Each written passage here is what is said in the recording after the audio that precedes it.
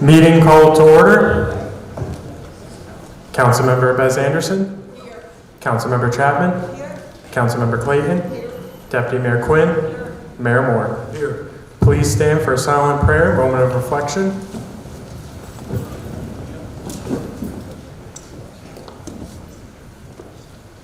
We'll now salute the flag. I pledge allegiance to the flag of the United States of America, to the republic for which it stands, one nation, under God, indivisible, with liberty and justice for all. As complied with the Open Public Meetings Act, Chapter 231 PL 1975, adequate notice of this meeting has been provided in the following manner. The annual notice was forwarded to Asbury Park Press, the Coaster, and the Star Ledger on January 15, 2026, and posted on the bulletin board the same date. All notices are on file with the city clerk. We are now on special event applications. I have a prayer in the park on July 25th in Springwood Park, and I have 2 beach weddings on September 10th and October 6th in the Buildings and Trades Job Fair. Are there any questions? All right. Moving on to matters from the City Council. Councilmember Bez Anderson. Thank you. Councilmember Chapman. So I just would like everyone to know that the Music Monday concert series will kick off this coming Monday, the 13th, with Alexander Simone and A Night of Soul, 6 o'clock, Springwood Park. Thank you. Councilmember Clayton. Thank you. Deputy Mayor Quinn. I want to thank the high school and the Asbury Park Board of Education for opening this room up for us sort of last minute, but we greatly appreciate that. And also I was at the job fair today and want to thank the trade unions. We had, on and off hundreds of people throughout today looking to get trade jobs. It ended up being really great.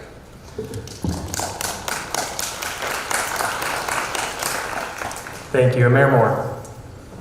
Nothing for me. All right. Matters from the City Manager. Hi, good evening. Nothing to report. Thank you. And matters from the City Attorney. Thank you, nothing. Thank you. We are now on to public participation. May I have a motion to open the meeting to the public? All in favor? Public participation portion of the meeting is now open. Any member of the public who wishes to speak, please use the microphone, state your name and address for the record. There will. I want to know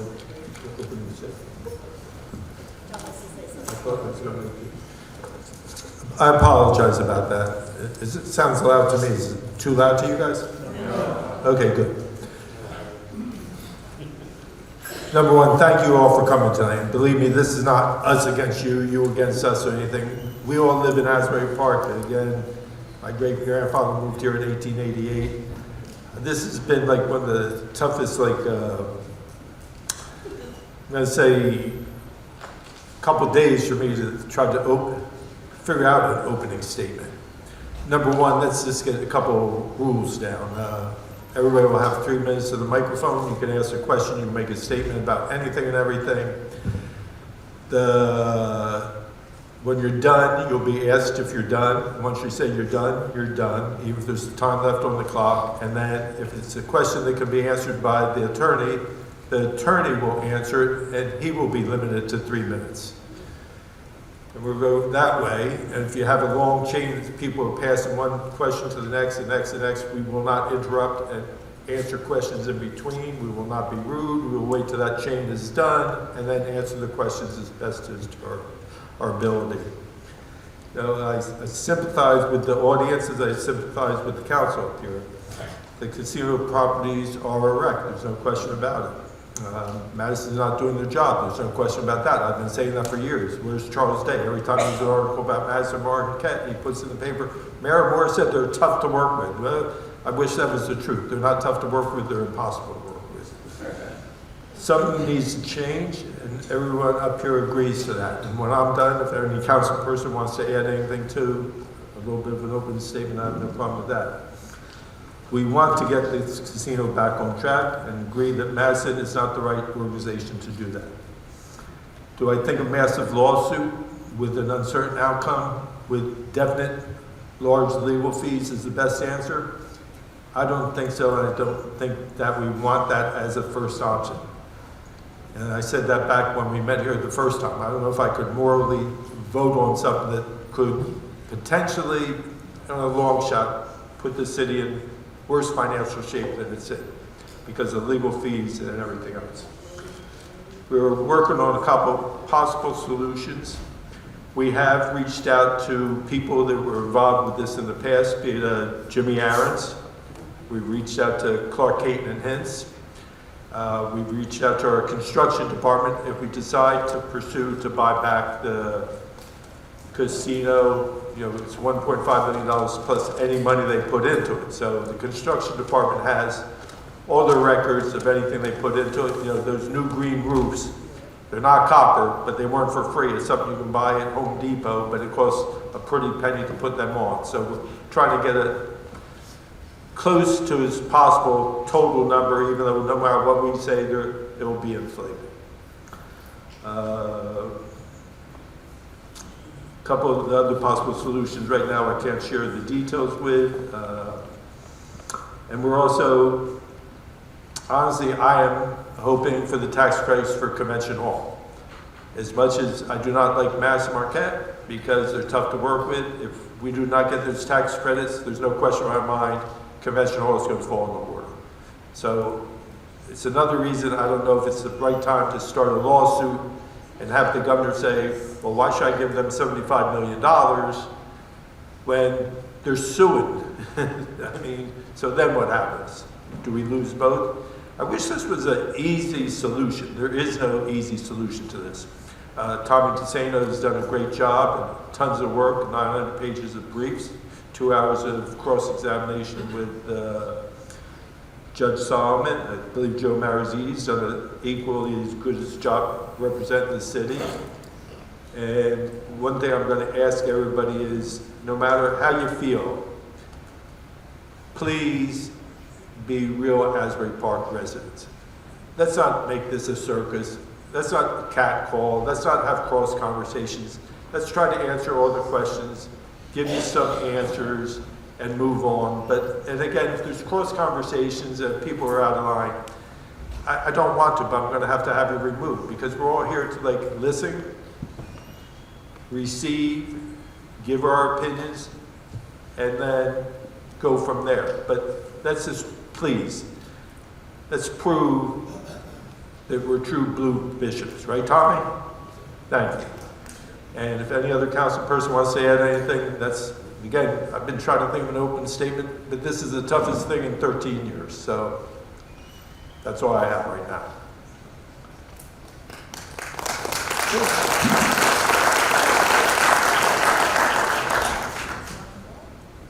Okay, if not, then we'll open it up to the public. Dan Mayo, 615 Asbury Avenue. Mr. Marizzi, you're fired. Mr. Mayor, I have tremendous respect for you as our mayor and as a person, and especially for standing up with me when Asbury Partners asked for my recusal from the planning board. But what I expected tonight, or I think I'm hearing, is it implicit? Are we correct? Should we be hearing from Judge Solomon, or is the council saying we are correct, that we have leverage and we can sue? And I respectfully disagree with you, because I've been hearing this from 22 years from the council backpedaling and saying they don't want to sue. Nothing is going to happen if we don't sue. It's been 24 years of the Asbury Partners putting their middle finger in our face. And I understand you want decorum, but I think we're all a little tired of being laughed at by Asbury Partners. And I don't know if anybody from Asbury Partners is here, but you tried to shut me up. You got me recused on your projects from the planning board, but I told you I wasn't going to shut up. The only way is to start the lawsuit. You have the opening. Tommy DeSano did incredible work with our redevelopment attorney, should they? The city should be putting out a press release, taking back the former one and saying that we do, in fact, have rights to take back the casino. In fact, we may even be able to knock out this whole agreement. But you see, with a lawsuit, when you start it, that is, you bring them to the negotiating table. It is your responsibility as the council to do this. I've said this for 22 years to the council, that they have to stand up to the developers. You know, we've had developers here before the master developer who built Cookman Avenue. Some of them have properties on the waterfront. Let's give them a chance. They have to jump over hurdles, yet Asbury Partners gets everything they want. Again, this is your job to do it. If you can't stand the heat, get out of the kitchen. We are not going away. Elections are coming up. We will put up candidates that will fight, that are willing to fight, that the residents of Asbury Park are willing to put their money where their mouth are. If you won't do it, I'll do it. Maybe I'll run for mayor if I had enough votes. We must fight Asbury Partners and Madison Marquette. What do we want? Save our structures. Save our structures. Save our structures. Save our structures. Save our structures. Save our structures. Let's forget about multi-million-dollar condos on the waterfront, and let's concentrate on the buildings and the stuff that people came to Asbury for. The Empress, our historic building, the Turf Club. Save our structures.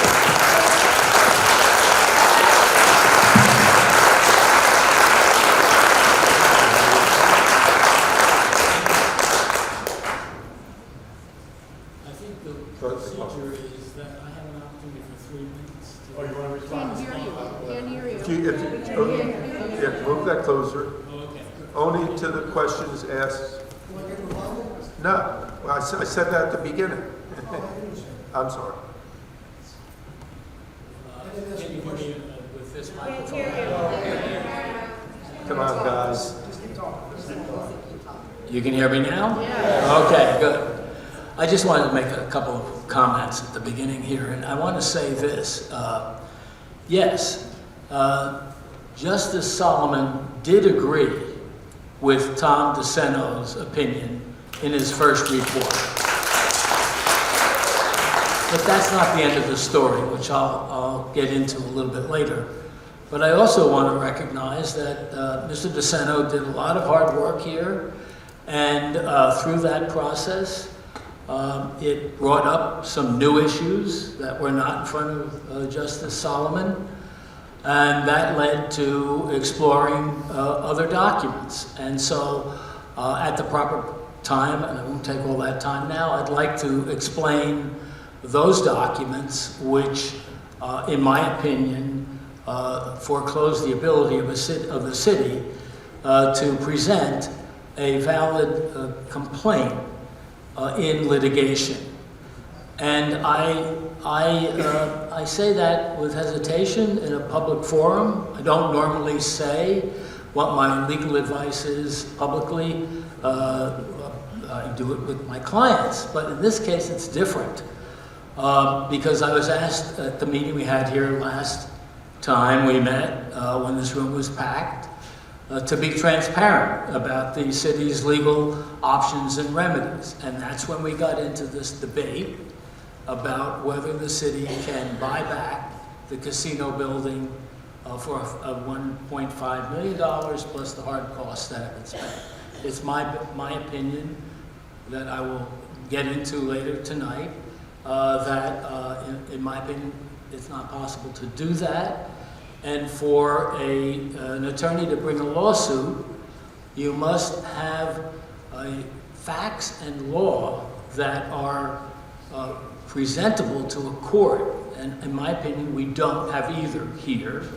And if you file a lawsuit, it's not simple cavalier, you file a lawsuit and see what happens.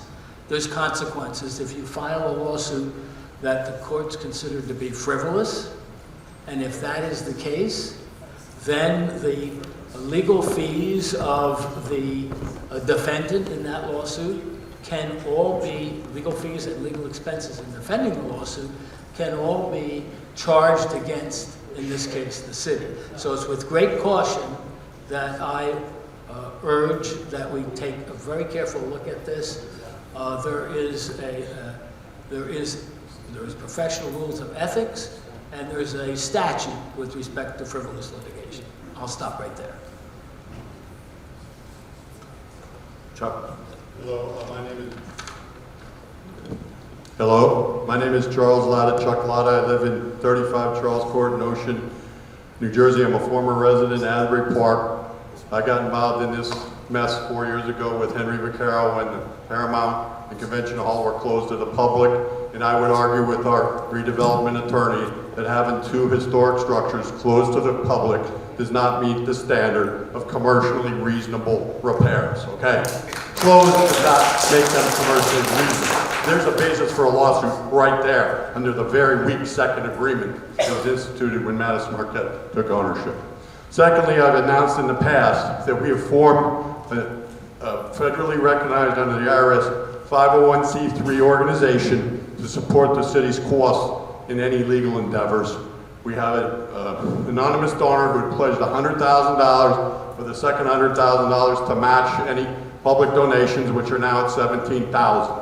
So there is $134,000 of non-taxpayer money that will start this process, subject to our nonprofit organization reviewing the attorney that would do this. And I'll tell you right now, my anonymous donor does not want to spend money on an attorney who's unwilling to fight. Without a fight, these buildings are going to stay with an owner who is not going to spend a dime. There's nothing to lose to try. And this idea that we would be countersued for legal fees under a frivolous lawsuit, we all know what a frivolous lawsuit is. I think there is plenty of public purpose and need to preserve these buildings that any frivolous lawsuit would be laughed at. The city has this right, and we have a nonprofit with the city's permission. We can continue to raise money so that this cost is not burdened by the taxpayers of Asbury Park. Thank you.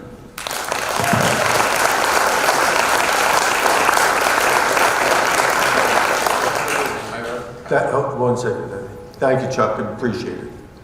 Yeah, Henry Vaccaro, born in Asbury Park. I'm an anchor baby. I now live in Upton. My family still has property.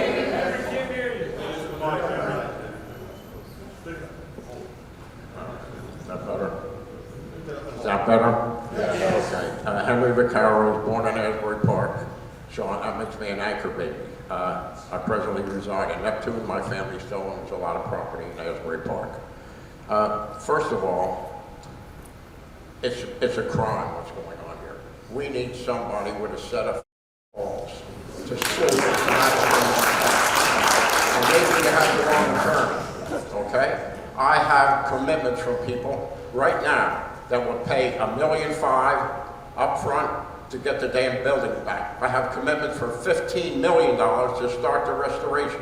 I would put a bond up. I would put a letter of credit up to show you that we are real.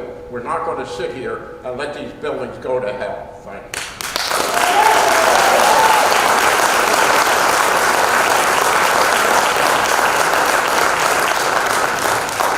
Thank you. Whenever you want to submit the letters of credit and the bonding, we'll accept them.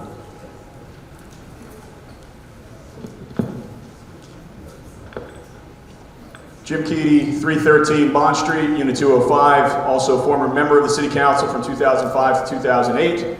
And the reason I share that last piece of information is I believe I'm the only person in this room who was in the room when the 2006 dispute resolution agreement was negotiated and signed, and the estoppel agreement in 2007. If any of you are betting people, and you've got a line on when hell will freeze over, get on your phones and place your bet. Because me being in alignment with Dan Shanamayo and Tommy DeSeno on the same night, hell is about to freeze over.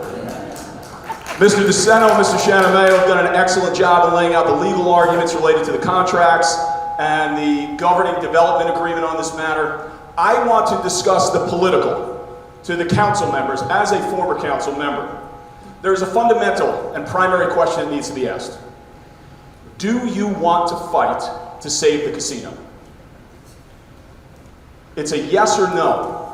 Because if you do, then who is the team that you are going to deploy to do this?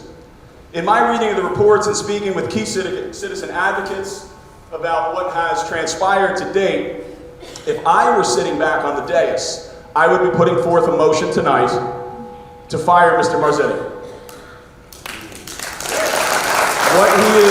what he is doing in terms of not fighting for the city on our behalf, on your behalf as a council, reminds me of the nefarious work of Mr. Aaron, who I fought with everything I had to marginalize as one of our legal representatives during my time on council.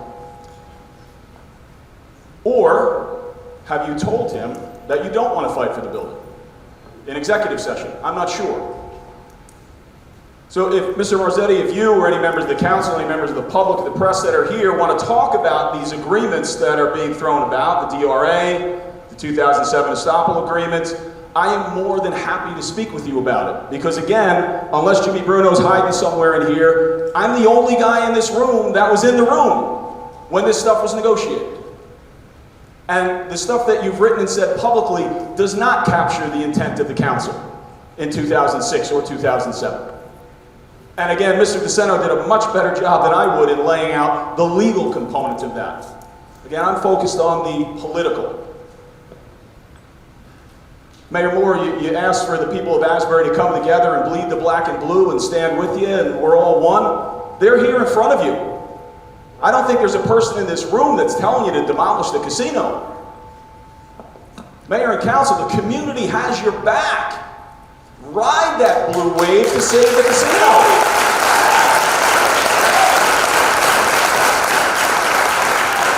Now some may say, well, when you were on council, why didn't you do this? Why didn't you file the lawsuit? I wanted to. I was in the minority.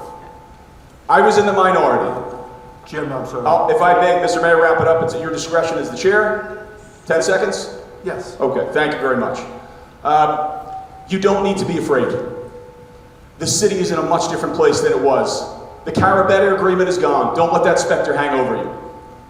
Right? I moved into the downtown 25 years ago. I was paying $875 in rent. Last month I signed my rental agreement in the downtown. I'm paying $3,700. The city is healthy. You've got the money. File the lawsuit and fight for the casino. Thank you.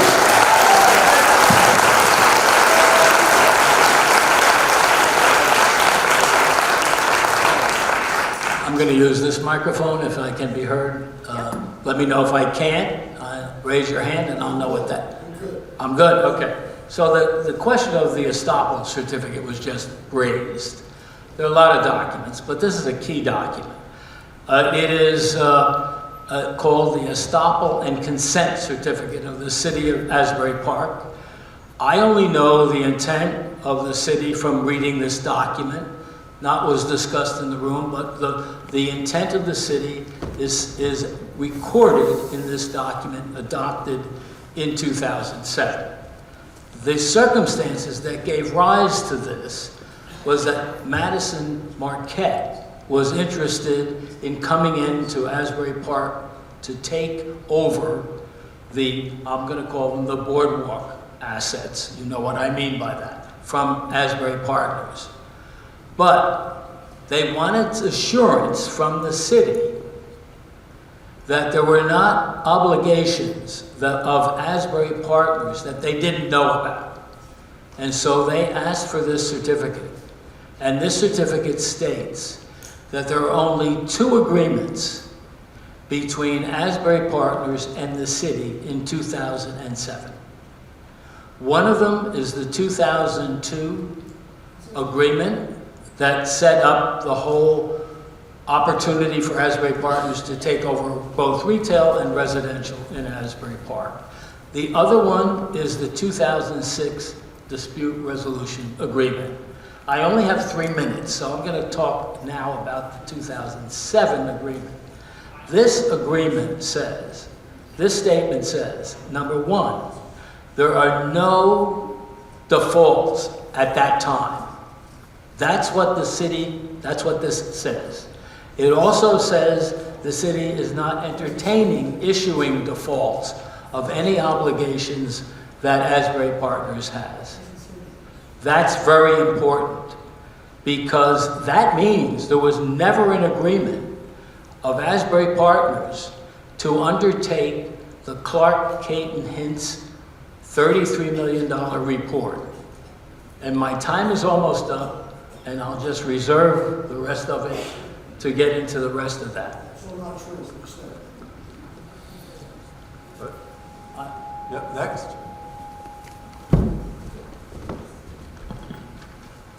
Hi, can everyone hear me? No? Louder, better? Yes? Okay. Celia Morissette, 614 6th Avenue, a 25-year resident of Asbury Park, involved in the Historic Society, and one of the co-founding members of SOS, Save Our Structures Asbury Park. I'm confused by Mr. Marizetti's position. Which of these is it? Does he say that the contracts do allow a suit to take the casino for construction default, but we can't because there is no default, or the contracts just don't allow a suit to take the casino even if there is a default? Please clarify. Okay, hold on a second. Celia, that's all your questions? Okay, thank you. Okay, thank you. He didn't answer. Okay. Okay, so the question is, does the contract allow the city to file a complaint to take back the casino? My answer to that question is no. And the reason I say that is because we have to go back, Justice Solomon said that the terms that govern are the terms of the 2002 agreement that govern the right of the city to take back the casino, and Mr. DeSanto agrees with this, because the take-back option does not exist in the 2010 agreement. It only exists in the 2002. So you have to look back to that agreement to see if there is an obligation in the 2002 agreement that Asbury Partners kept, even after it sold the property to Madison in 2010. The argument is, I don't agree with it, but the argument is that even after Asbury Partners sold the agreement to Madison Marquette, and Madison Marquette had the opportunity to use, occupy, repair, and maintain it, Asbury Partners still had an obligation to construct $33 million worth of improvements on property they don't own. That's the argument. But the agreement in 2002, in section 3.05, has two parts to it. The first part says, it's a short paragraph, the first part says that Asbury Partners shall hire a professional firm or firms to undertake a report and make recommendations for the rehabilitation of the casino complex. There's a lot of buildings there, I'm not going to break them down. So whole of those projects. And then it says, another really key paragraph is that within 120 days after that report is submitted, the parties shall agree on a schedule to undertake the renovations. The word agree in that sentence is essential. It means that the mere issuance of the report is not the obligation of Asbury Partners. There had to be a second agreement to undertake $33 million worth of work. And that never happened. I see my time is almost up. I don't have time to finish that whole thought, but the answer is no. We need an agreement by Asbury Partners to do that work, and there's clearly not such an agreement, and there are documents that say just the opposite, which I'll be happy to explain when I get another 3 minutes. I believe Tommy DeSanto may have another point of view on that, but I'm sure he'll speak later. So did you now in the newspaper?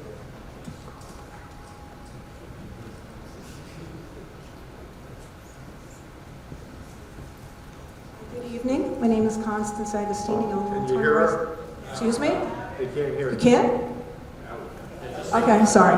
Hi, I'm Constance Agostini. I'm a long-time resident of Asbury Park. I live at Deal 8 Tower. I have a question, but first I'd like to say, do something. I see passion here, but I'm not getting passion here, and I'm sorry, but I feel like, let's do this, let's do what we can. You can throw a lot of words, but find a way. Question.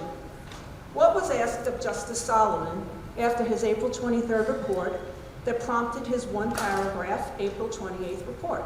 Who asked? Why did they ask? And who authorized that person to ask? Do I need to repeat that? With that? No. You got it? Can't hear you. I don't have the answer to that. Can't hear you.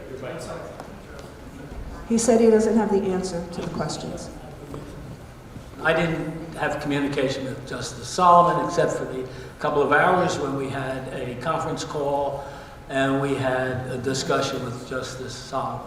Would you know who has the answer to that question? Those questions?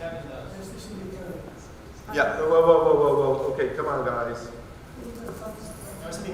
No, but, you know. Okay, she's so I'm in not just time, asking so I'm who- giving her a little bit of levity to begin with, so I mean, like, that's, Okay. she doesn't need coaching. If she does, it's not going to continue all night. Of course. Okay.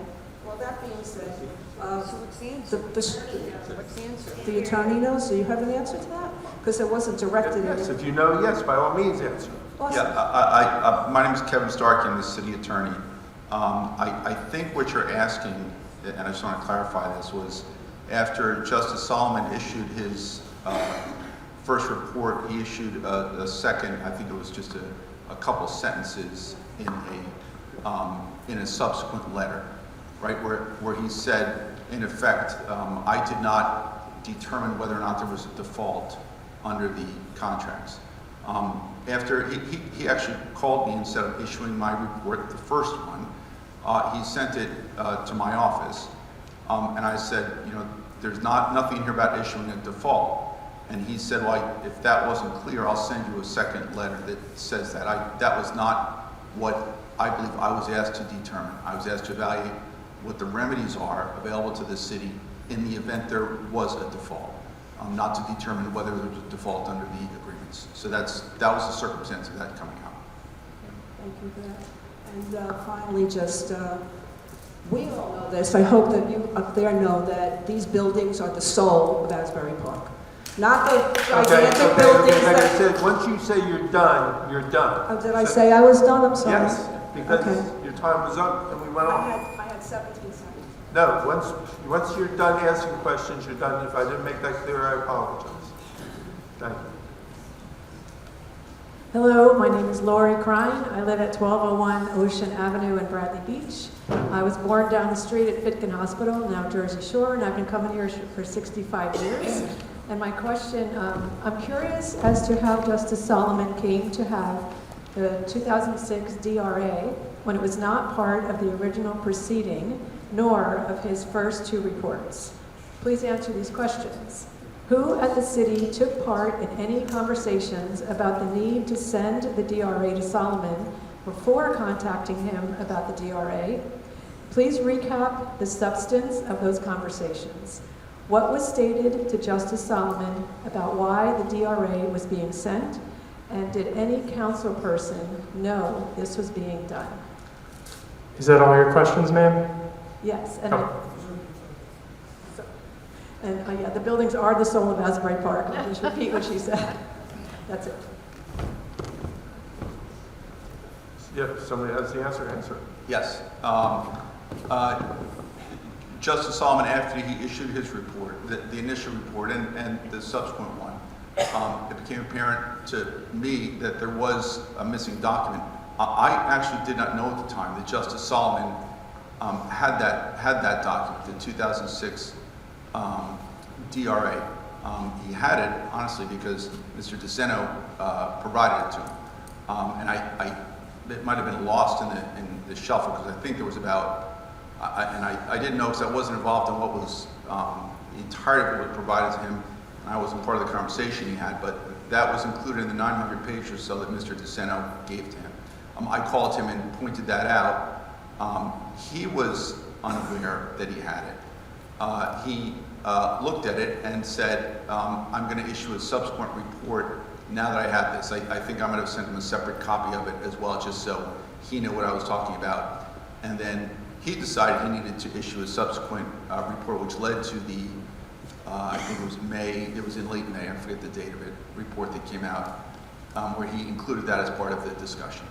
And I think, I don't know if that came up during, I know there was I think a couple-hour phone call with Mr. DeSeno, Mr. Mariziti, and Justice Solomon. I was not on that call. I don't know if it came up during that call. So that's the circumstance. Thank you.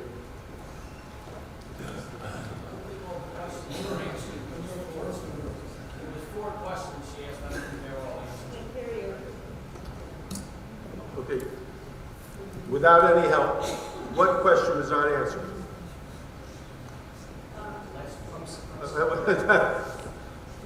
That was help, Tommy. They're allowed to confer with counsel, are they not?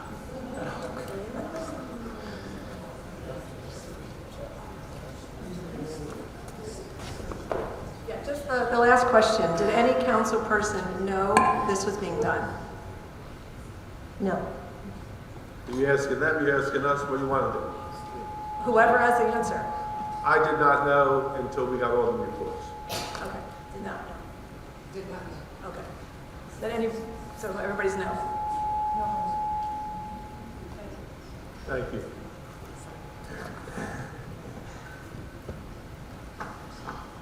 Take this off. Michael Labrum, 600 2nd Avenue. I'm sure you can hear me. I've been here 3.5 years with my wife, so I'm a newbie. Thank you for the opportunity to address all of you on the City Council this evening, along with attorneys. After Justice Solomon's April 23 report was mailed to the city, my understanding, and the understanding of a lot of folks in this room, is that Mr. DeSeno was removed for participation without being told he was being removed or why. I'm trying to understand why he was removed, who made that decision. It appears to me, and perhaps a lot of people in the room, that an advocate for Asbury Park community is being silenced and shunned, seemingly because his well-researched facts conflict. In my opinion, conflict does not necessitate being removed from a conversation, something this country seems to have a lot of problems with right now. Can each council member state on the record if they knew about it and agreed with such removal? I'm done. I did not. Thank you. But if I can, I don't know that, to my knowledge, no one removed Mr. DeSeno or Mr. Mariziti from any conversation with Justice Solomon. Justice Solomon, as I said, my understanding was a 2-hour conversation with both of them, I guess, gave them extensive opportunity to respond. To my knowledge, Mr. Mariziti did not have any conversations with Justice Solomon after that. I believe that Mr. DeSeno did not have any, although I don't know.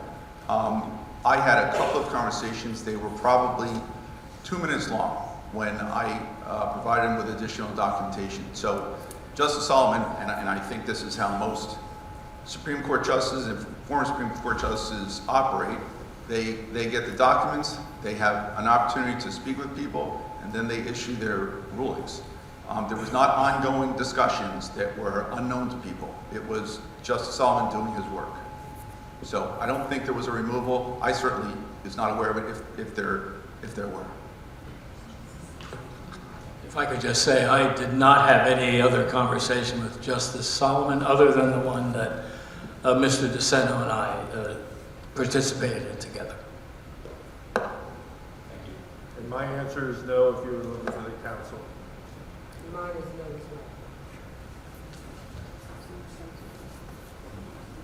as well. Hello, Frank Cucinato from 209 6th Avenue. Had a question regarding Mr. DeSeno had twice requested that Justice Solomon clarify his report, commenting on whether or not the city's press release was incorrect.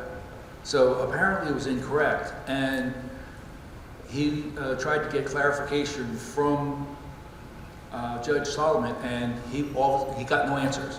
So it appears like he was stonewalled. So number one, was there a request to not respond? Because he submitted this report, and somebody has a question about it, DeSeno, and he's not getting answers. Chirps, nothing. He ought to be able to get some response saying, "Oh, you're wrong," or "You are absolutely correct."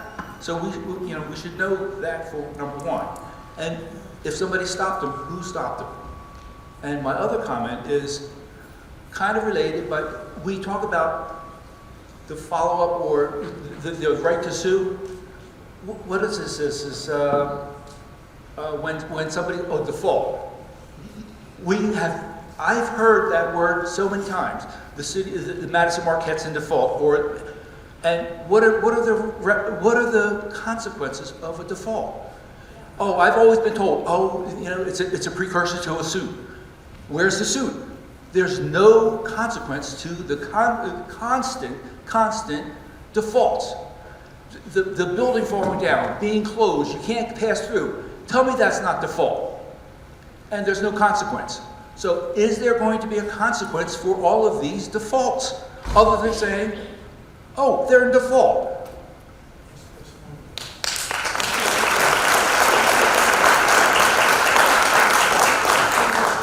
Frank, you done? Yeah, I'm done. Thank you. I'll take the first question, and I'll be quick because I think the second one's longer. I saw Mr. DeSeno's, I think there were two of them, to Justice Solomon. I did not have any discussions with him about him, did not communicate with him about him. I think that was up to Justice Solomon, whether to respond and how to respond. I had one conversation with Justice Solomon, not about that. A member of the press called him, was asking for him to comment on something, left him a voicemail. Justice Solomon called me just to say, I just want to let you know I've gotten a call from the press. I am not inclined to respond to the press. I stand on the written rulings that I have sent out. So maybe the same applies to Mr. DeSeno. I don't know, because I didn't discuss that with him. The question about the default that we're talking about here is the default that would enable the city to buy back the casino buildings. That's the focus of what I have been talking about. That's the focus of the issue raised by Mr. DeSeno. That's the focus of the questions to Justice Solomon. So I will address that. In order to have a default, you have to have a legal obligation that has not been met. And so what we're talking about here, as I mentioned earlier, is the question of whether Asbury Partners had a legal obligation to undertake the $33 million Clark Caton Hintz recommendations. And that's where the problem occurs, because there never was an agreement by Asbury Partners to do that. And in fact, I'm going to go back to the 2007 estoppel agreement, which said in 2007 there's no default by Asbury Partners under any agreements, and it also says that it has attached to it a couple of exhibits that are very telling. And one of them is an Exhibit B, which has two parts. Part A, paragraph A, talks about the scope of work and the work plan for 2007, nothing to do with casino. And then B is the long-term vision, not an immediate obligation, the long-term vision, which if you read it, is a paraphrase of the scope and characteristics of the Clark Caton Hintz report that would be roughly $33 million. It doesn't mention the report, but it describes projects that would be of that magnitude, and it says that's subject to a later agreement, not part of this. There's more to be said about that, but I can't do it in 1 second. If they don't reach that agreement. Dan, please don't push it, Dan. No, sir. No, you said your time was up. I'm going to make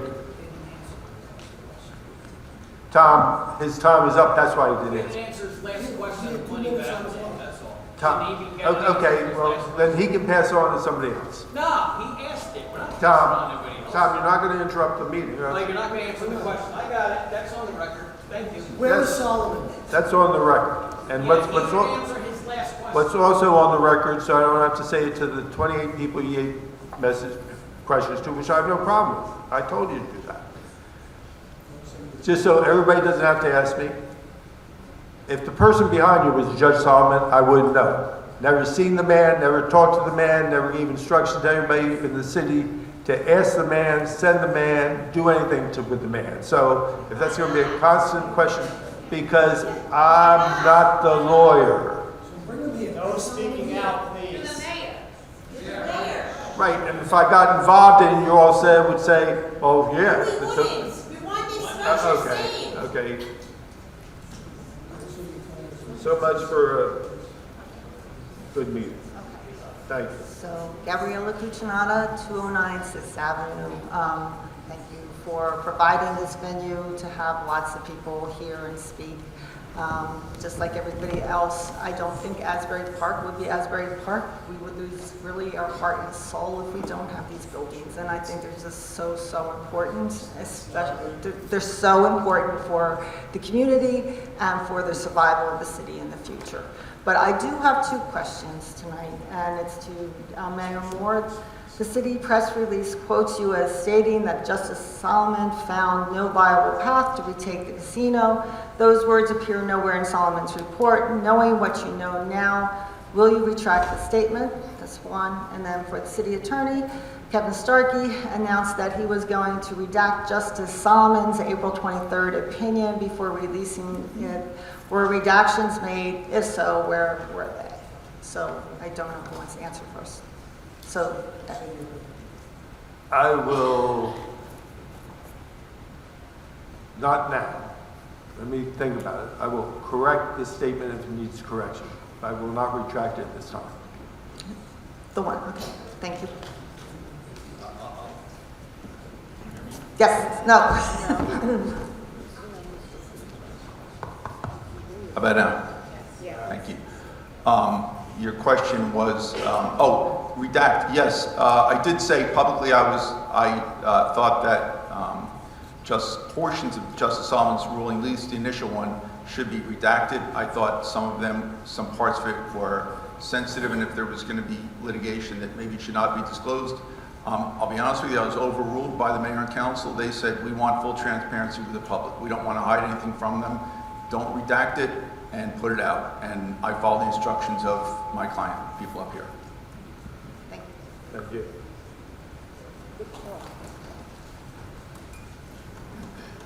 Hi, Mitra Corral. I live at 1206 L Street in Belmar. My question is, the 2002 contract says the casino can't be sold until the city agrees to have a timeline of repairs. Are you saying they sold the casino without agreeing to a timeline? And doesn't it make more sense that they closed accepting the Clark report? I'm done. Is there any further question? No, that's it. Okay. Thank you. So the argument is that the agreement says that the 2002 agreement, section 3.05, as I mentioned earlier, there was to be a conversation with 120 days to agree to the schedule before the closing. It says that. The closing happened and the agreement did not take place. And so we looked into that. What was going on? The Clark Caden-Hintz report was issued in October of 2004. In December of 2004, there is an ordinance adopted to authorize the sale of the casino building in 2004. In fact, the deed was signed on Christmas Eve, 2004. The ordinance explains that the city council desired to accelerate that closing and do it in 2004 to avoid a tax increase in 2005. Newspaper accounts indicated that if they did not do that, there would have been a 35% tax increase in 2005. So the city wanted to collect that money for the casino in 2004 so they could apply it to that. That's why there's no agreement. They obviously waived that. They obviously, excuse me, sir. The consequence of that happening was a waiver of doing it before the closing. Yes, that's correct. There was a waiver. They went ahead and did it before the closing, and it's explained why in that ordinance and in the newspaper story. They didn't take the time to enter into that negotiation.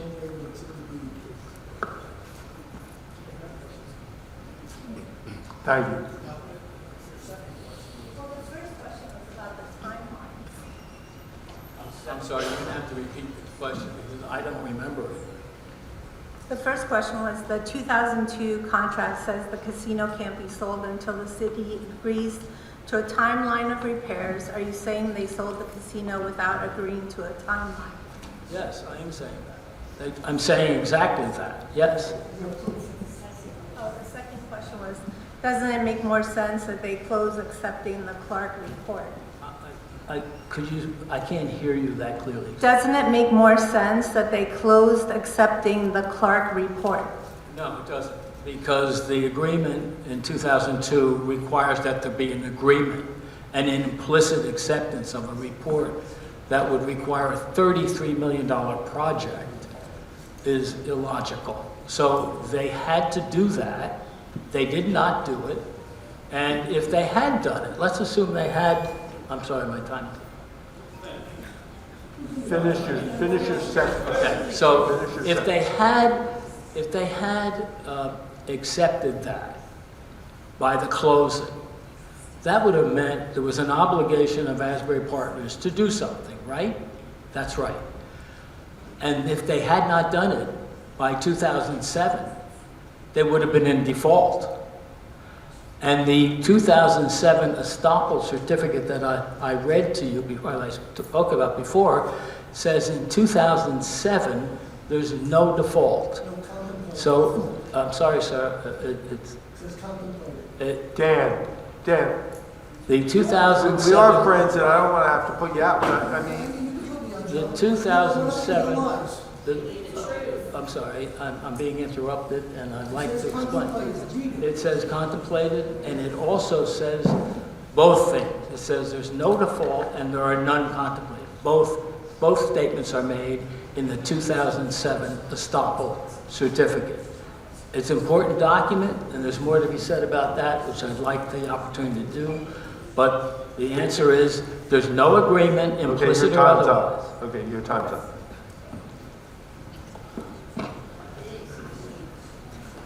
Mike Neal, 700 Asbury Ave, Asbury Park, New Jersey. I've got a statement, but right off the bat, here's the crock of shit you keep telling us. You said there's no default. Right the first day, they didn't sign the agreement before everything was done. You just stated that 2 minutes ago. So they've never told the truth from day one back to 2002. Anyway, about the 2007 contract. We are told that Justice Solomon considered the contracts.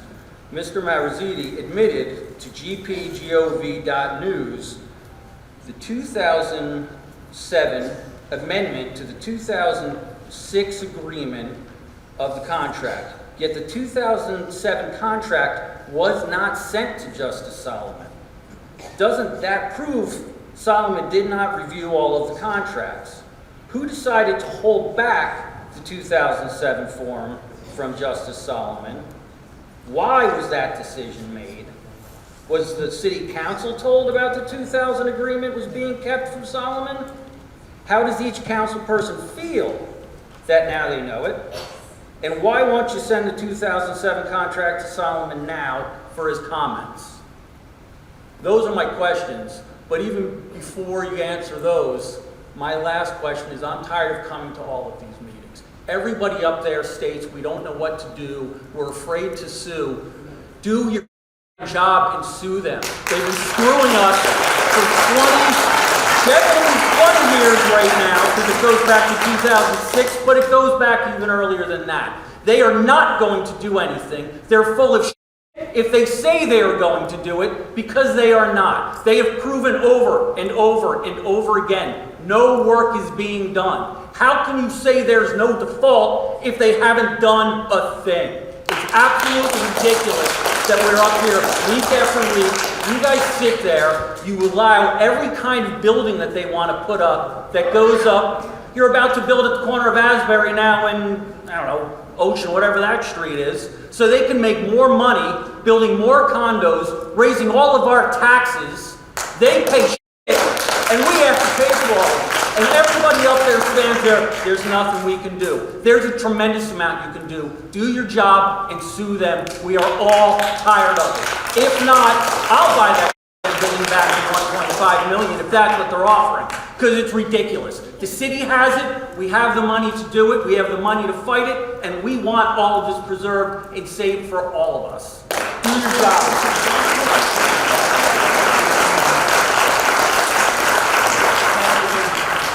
Excuse me? I didn't hear you. Thank you for my time. Okay, thank you. Let me just correct you on one thing. Okay. Madison is not building the condominiums. I agree on that. Madison is not the builder of the condominiums. It is true. It is true. We all know it. They split it up and divided it all up. So the question, I think, the question that you asked is why wasn't Justice Solomon provided with the 2007 estoppel certificate? The answer to that question, he was. It was part of the package of documents provided by Mr. DeSeno. The 900 pages that he's referred to many times included many documents, including the dispute resolution agreement, the estoppel certificate, the Clark Caton Hintz report, all of those documents. But the question before Justice Solomon was not to look at all those documents and to answer those questions. His question was, where is the obligation? If there's an obligation, is it under the 2002 agreement? Because that's the only agreement that gives the opportunity, if there's a default, to take back the casino. And so the focus is very narrow. Is there an obligation from that 2002 agreement that is still with Asbury Partners? And that's what I've been talking about here. The obligation would be to undertake the Clark Caton Hintz $33 million project. There might be other defaults. I'm not saying there's not other defaults. We're focusing on this particular default that would allow that very unusual remedy of buying back the buildings. And you have to find an obligation in the 2002 agreement under Justice Solomon's thinking in order to have that option. And that's where it's very clear there needed to be an agreement. There was not an agreement. And the 2007 estoppel certificate, which I didn't get a chance to fully explain, it talked about the long-term vision in that document. And it describes in a few numbered paragraphs, as I said before, projects of the scope and characteristic like the Clark Caton Hintz report. And it says that those obligations, and I'll read from the very document that was adopted in 2007, such scope and characteristics are subject to the mutual approval of the city, the joint venture and Asbury Partners to be memorial, this is the key part, to be memorialized in a subsequent developer's agreement. That means there wasn't one yet in 2007. And that means that there wasn't one in 2010 either, because this is also attached to the document in 2010. But that footnote doesn't end there. The footnote goes on to say, and Asbury Partners, LLC, shall not be liable to perform or complete the scope of work set forth in this paragraph B. Paragraph B, Mr. You got to finish your sentence. Your time's up. Your first statement, though, is there No, has sir, to be an sir, agreement. sir, There your- never was. Sir, your time's up. You signed the contract. Sir, your time's up. From day one, it's in default. Okay. Exactly right.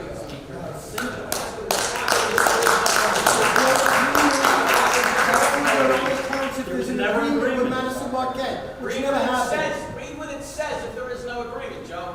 There was black and never white. Read that part. What happens if there is Next no agreement? speaker, please, and come Read on. it. The It's interruption. just the time. I'm sorry, I'll wait till like 3 minutes to respond to Mr. Marzini, who gets 3 minutes every time.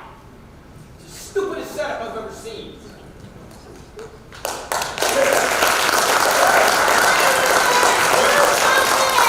Come out or what? Yes.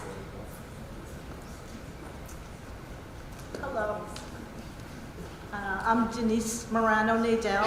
I live at 209 6th Avenue. I'm a lifelong resident of Asbury Park, and now my family lives here with me. A couple of different issues. Number one, this is for you, Mayor. Can you hear me now? Yes. Under the Roberts Rule of Order, adopted by the Council in 2005, you, Mr. Mayor, have the discretion to extend the time of any member of the public. Please do so if it's a matter of impact. Thank you. Okay, now on. The 2007 agreement was signed by the mayor, approved by the council resolution, attached as an exhibit to that resolution, and then appended to the formation document of Madison Asbury Retail. Everyone accepted the 2007 agreement and the Clark Canton Hintz scope of work, known therein as Exhibit B, refurbishing all buildings, a new 3-story building where the arena stood, Carousel as a festival market, new stores next door, and elevators plus an observation deck and restaurants in the heating plant. Do you agree that this 2007 agreement included Exhibit B was fully accepted by the City Council and both developers, and it was part of a binding contract history? If not, please identify specifically which part of your claim was not accepted and why.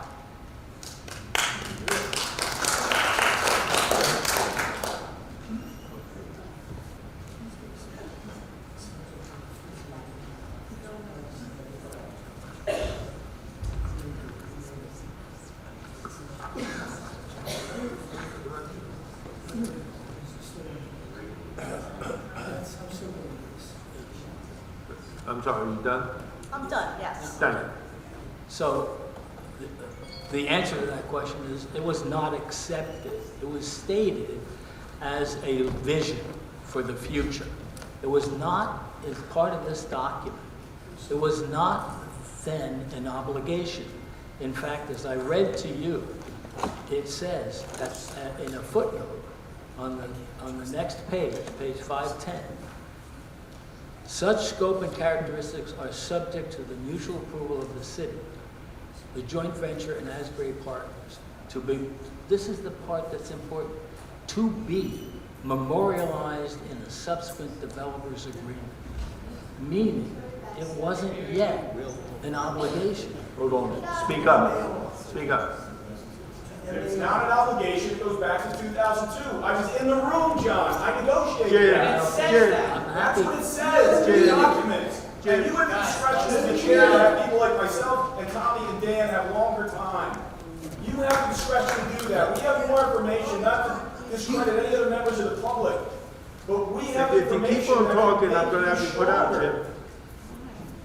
I'm Say answering. lock you up there. Come on, now let's not We're get not gonna stop, John. Let him read the part. That's when MAR. And it says if you don't reach agreement, Asbury partners, you're still on the hook.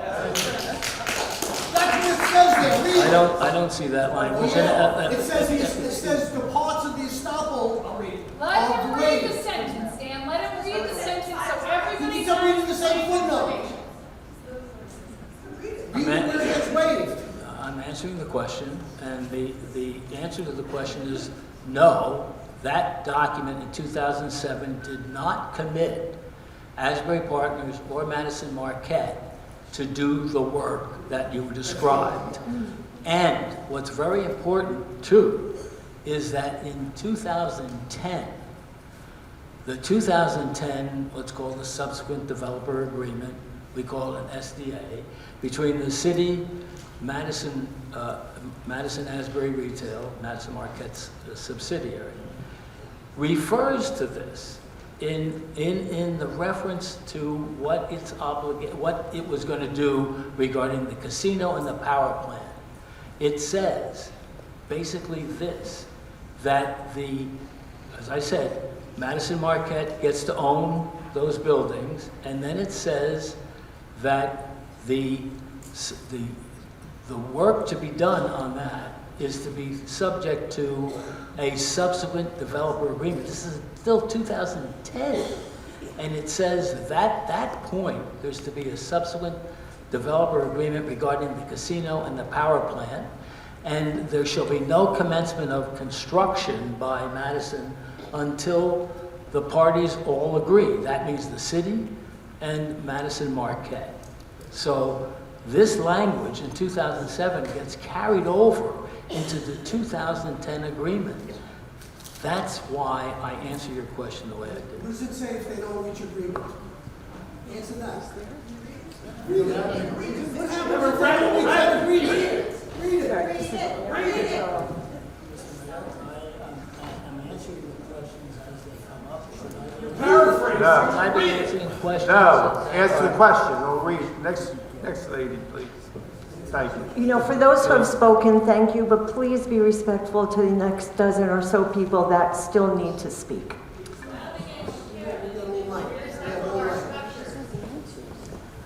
Hi, Chris Olith, Deal Lake Drive in Asbury Park.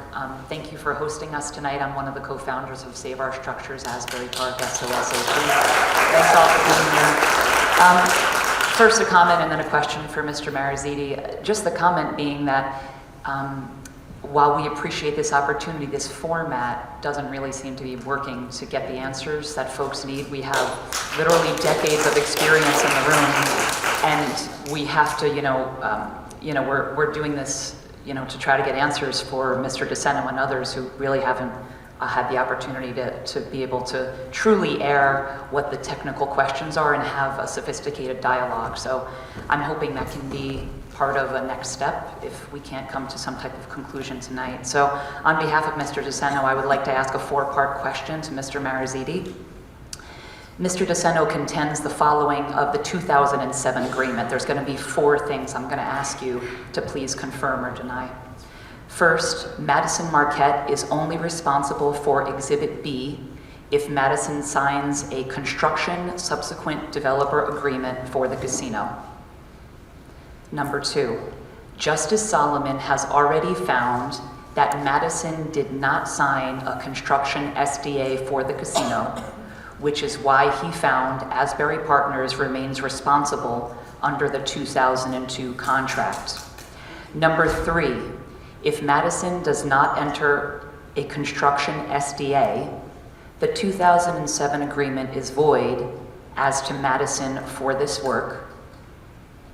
And number four, paragraph 7 of the 2007 agreement twice states that the, quote, master developer shall remain liable/responsible to complete the scope of work annexed as Exhibit B, end quote, until a construction subsequent developer agreement is entered. Please state whether you agree or disagree with each one of these 4 points. I'll try to remember them.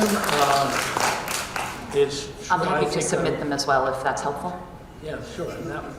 That would be helpful. So the first is,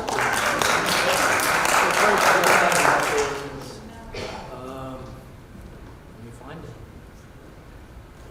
If Madison does not enter a construction SDA, the 2007 agreement is void as to Madison for the work. I wouldn't use the word void. I'm sorry, I'll read it again. It starts with letter A, Joe? A. Oh, Madison Marquette is only responsible for Exhibit B if Madison signs a construction subsequent developer agreement, SDA, for the casino. That's right. 2. B. Justice Solomon has already found that Madison did not sign a construction SDA for the casino, which is why he found Asbury Partners responsible under 2002. That's not actually correct. That's not the reason he found that to be the case.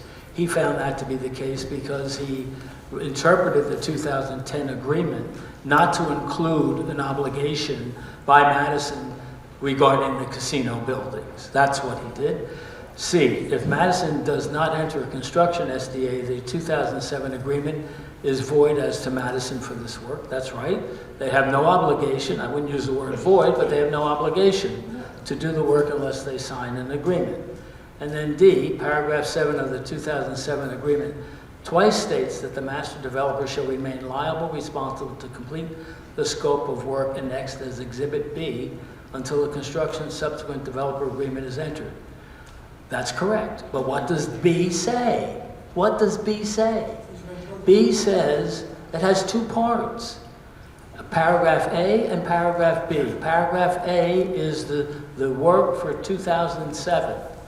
In paragraph B, which is called the long-term vision, it explicitly says that there's no obligation for anybody to do that work, Madison Marquette or Asbury Partners, unless there's a subsequent developer agreement. So it exactly does say that, and that's the footnote that I read a couple of times.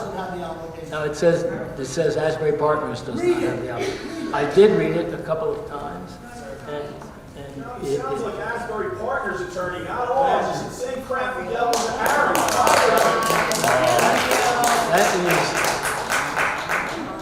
I have read that, and I'll read it again.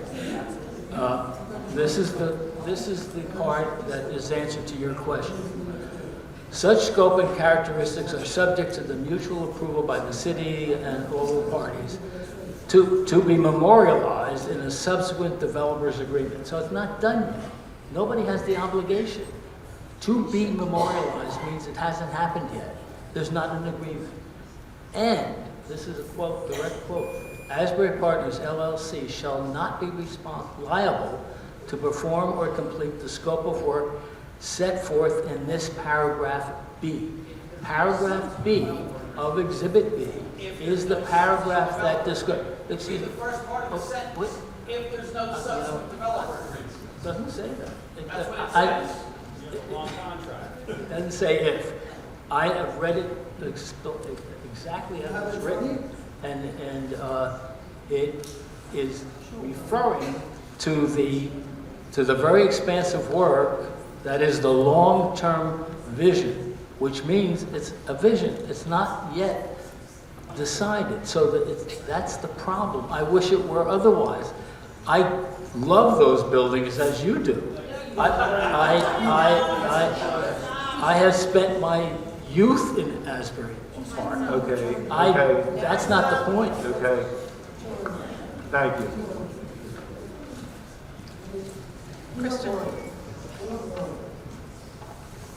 Kristen O'Meara, Cookman Avenue, Ocean Grove.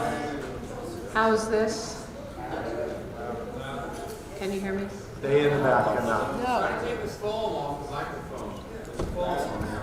Kristen O'Meara, Cookman Avenue, Ocean Grove.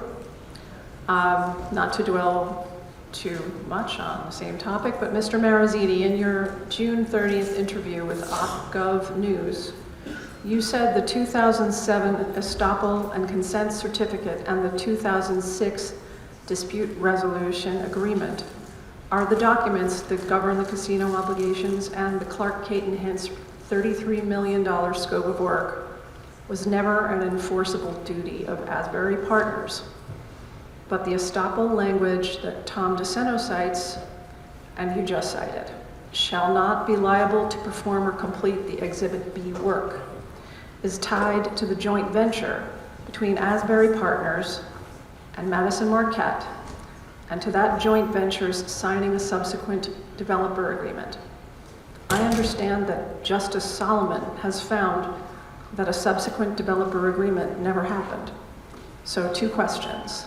First, do you agree that the shall not be liable to perform or complete language only applies if that joint venture actually entered a subsequent development or developer agreement and does not on its own release Asbury Partners? And second, why did you not mention the joint venture and subsequent developer agreement in your comments to OpGov News when those details seem central to understanding who is responsible for the work outlined in the Clark Caton Hintz report?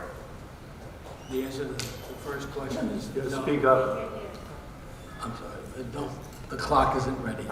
Is that all your questions, ma'am? That was it, yes, thank you. Okay. So the answer to the first question, whether the obligation is an if. That language that excuses Asbury Partners is only if there's not an agreement. No, I don't agree with that because the word if is not in there. No, there's no reference to the word if. That's an interpretation that I don't share. The other part of your question was, maybe you could restate that. And second, why do you not mention the joint venture and subsequent developer agreement in your comments to OpGov News when those details seem central to understanding who's responsible for the work outlined in the Clark Caton Hintz report? Because I don't think that was relevant to the conversation I was having with that reporter at that time. It's very complicated. There's lots of things to say. You can only say a certain number of things in an interview, and you can't get through the whole thing. I haven't gotten through the whole argument yet in this meeting that's been going on for almost an hour and a half. There's a lot to be said, but that's not a relevant point. Thank you.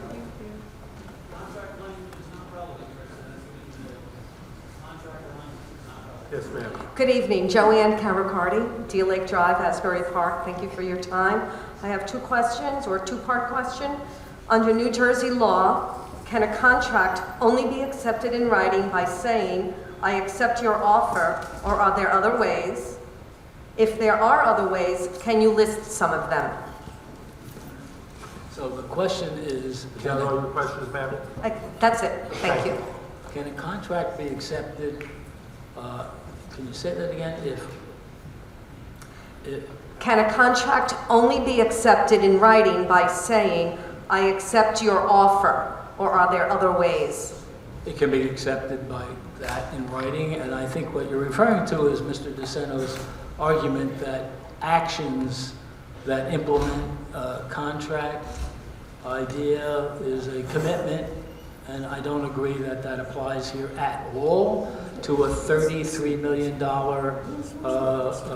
project. I mean, we're looking at a $33 million project, and the theory here is, remember this, Asbury Partners has sold the property to Madison Marquette. We're looking for an obligation of Asbury Partners regarding those projects to undertake a $33 million project on property it does not own. It does own it. It does own it. You know, Mr. Mayor, I'm having difficulty with the call-outs from the audience. You're asking me to give you an intelligent answer, and the issue is, can you infer by some action that the one party has agreed, and in this case Asbury Partners, to undertake a $33 million plus project on somebody else's property? Madison Marquette owns it. And I would submit to you, no. And we haven't talked about the timelines or the schedule. I want to talk about the schedule, which is part of what they were to agree to. Now, the schedule is actually not included in the Clark Clayton Hintz report. It comes about a month later. And the schedule that was attached to the documents submitted by Mr. DeSeno to Justice Solomon contains a schedule that calls for almost all of the work to be done by the end of 2005. That would have meant, if that happened, there would have been a default. The statute of limitations would have started to run in 2005. And excuse me, I'm talking about the schedule that is offered by Clark Caton Hintz in November, not October, and it also has a line item with respect to the renovations. The renovations are not to begin, according to this schedule, until there's tenant commitments for the space. And the tenant commitments for the space were to be completed by December of 2006. Okay. What does the deed say? Thank you. Thank you for your time. Thank you.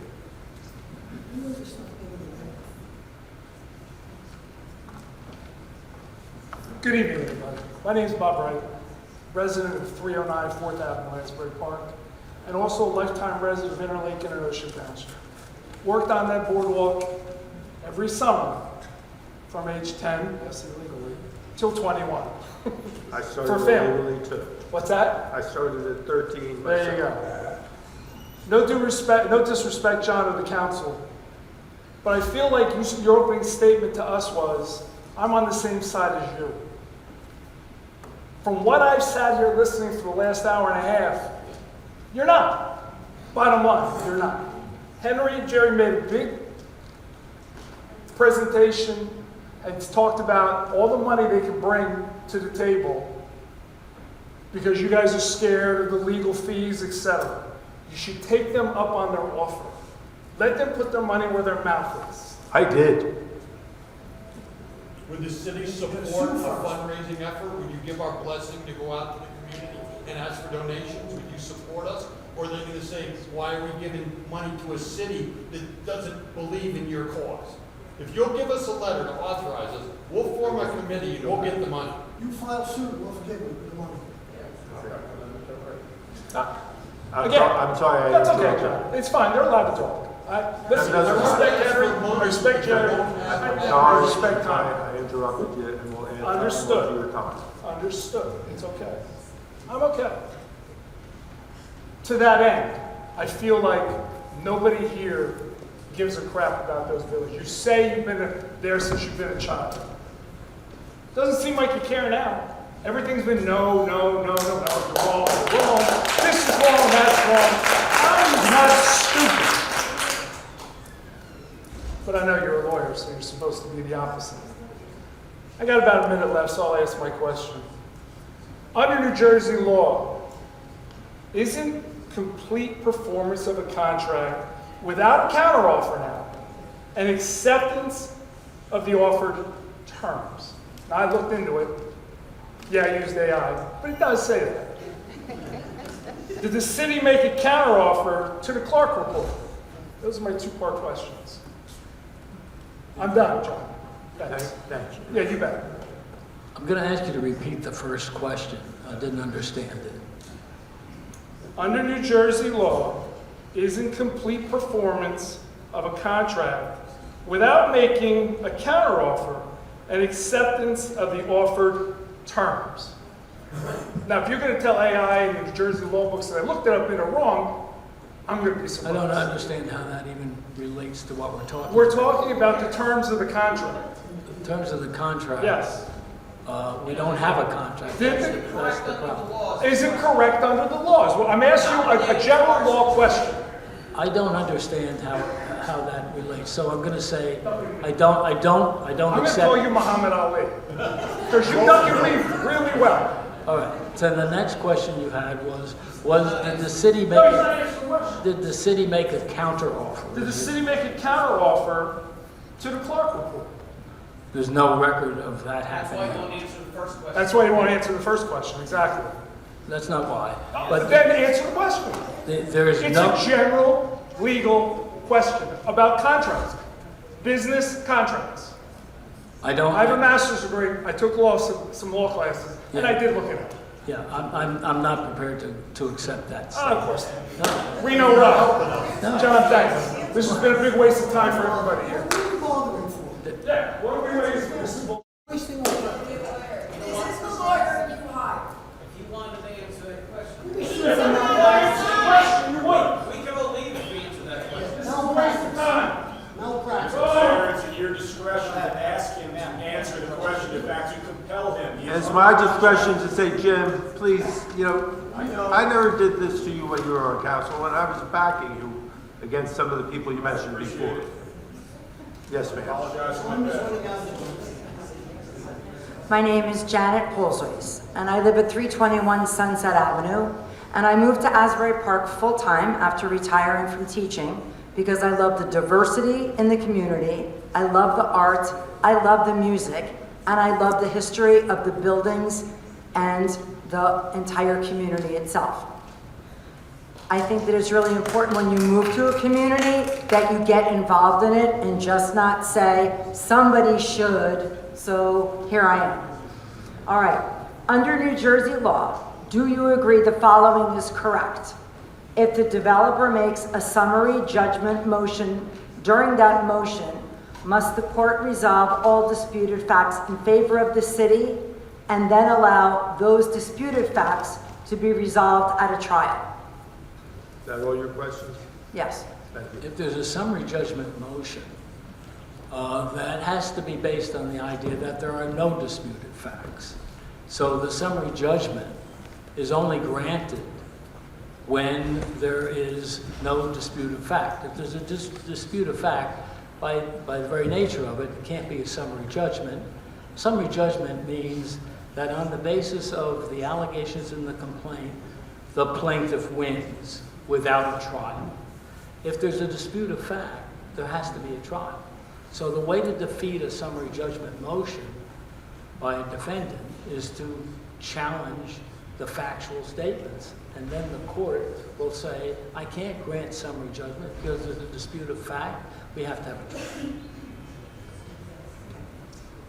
Thank you.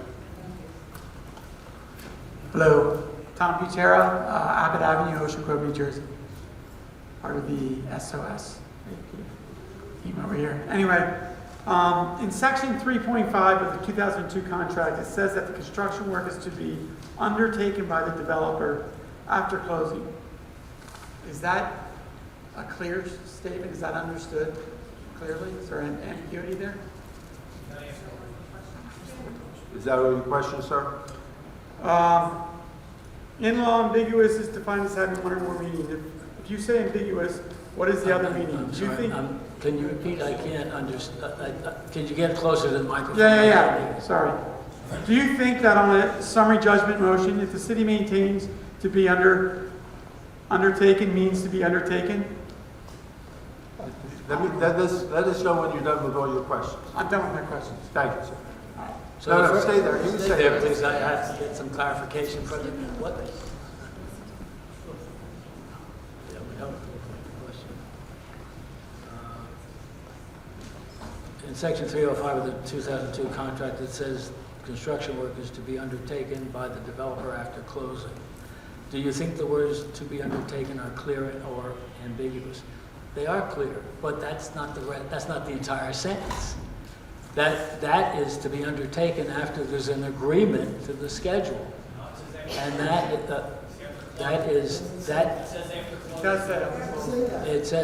it says the whole section says. I have it here, and I will read it. Read it out. A minute.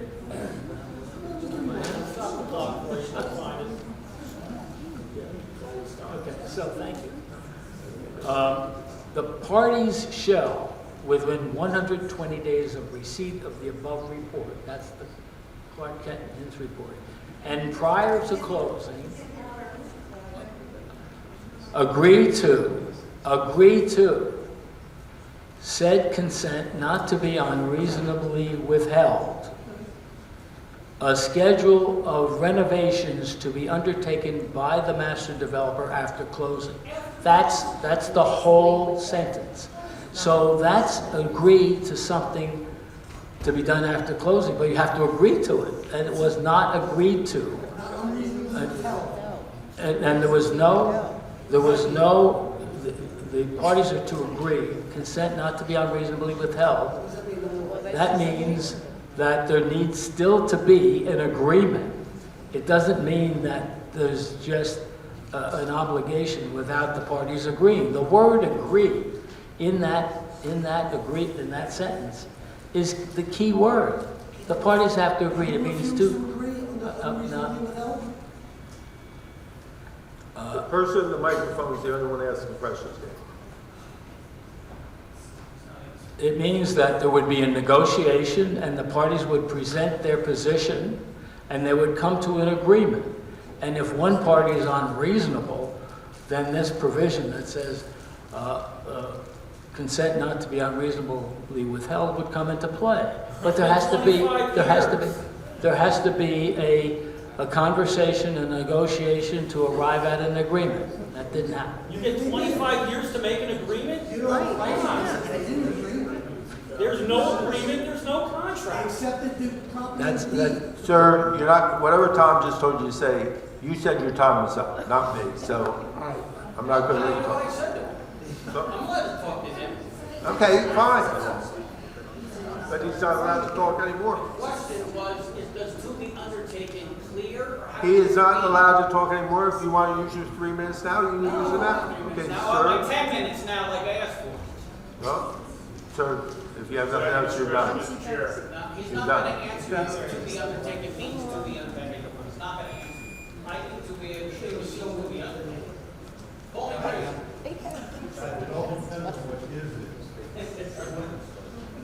Yes, Connie DeSpirito, West River Road, Rumson. My family grew up on Sunset Avenue. My dad had an office in our house. We all went to Holy Spirit Church. I'm sure a lot of people in this room can remember the casino once had an ice skating rink. It opened up the door for figure skating for me and my siblings. I still coach 30-some years later. So my question runs, Asbury Park runs deep in my blood. So I feel for everyone in this room, can't thank Mr. Seno enough for all his service. SOS is amazing as well. This will go back to the summary judgment motion. The 2002 contract says the city can't sell the casino to the developer until a construction report with timelines for repairs is accepted. 2 years later, the developer presented the Clark report to the council with a timeline of repairs. They were to close within 120 days. The city closed 62 days later. Are you saying that was a coincidence? They signed the contract 2 years earlier in 2002, but didn't close until 2004. Doesn't it make sense that they held the closing for 2 years because they were waiting for the Clark report to be finished? That's the first part of the question. And are you saying that in a summary judgment motion, a court will refuse to consider the timing as proof that the parties accepted the Clark report and why?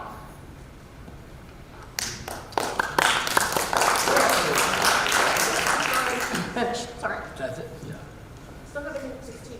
So there's a couple of questions there. One has to do with the summary judgment motion. The summary judgment motion would be made in this situation by Asbury Partners, right? That's what would happen. Asbury Partners would say that if we filed a complaint, that the complaint should be dismissed and summary judgment should be granted in its favor. That's how summary judgment works. And so, therefore, as I said earlier, the court would look to see if there is a dispute about the elements in the complaint, and the city would have the burden of proving our case and alleging it in a complaint, all the elements of the case. We'd have to argue that there is an agreement, and we'd have to argue what the timelines are. And the timelines we have are here that I've talked about, that are part of they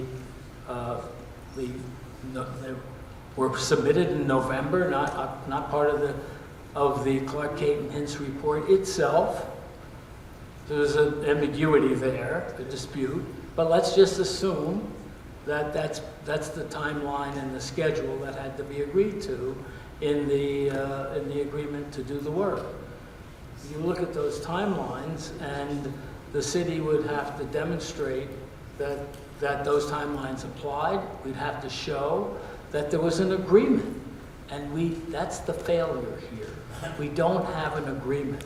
The arguments are that there's an implicit agreement, right? That the parties meant it to be an agreement. I don't buy that argument, not for a $33 million project. There would have to be lots of specifications about that. The other argument is that because there was a closing, that there was an implicit inclusion of that report in the closing. But that's contrary to what the agreement says. The agreement says Section 305 says there has to be an agreement. The other argument is that the deed says that, that's what it means. An agreement, when you say you have to agree, it ends up in what? An agreement, a contract. And the other argument that's made is that the deed in 2004 included a statement that refers to Section 305. But that's later changed by the 2007. But was it all a coincidence? What? Was it all a coincidence? I mean, you're not really answering the question.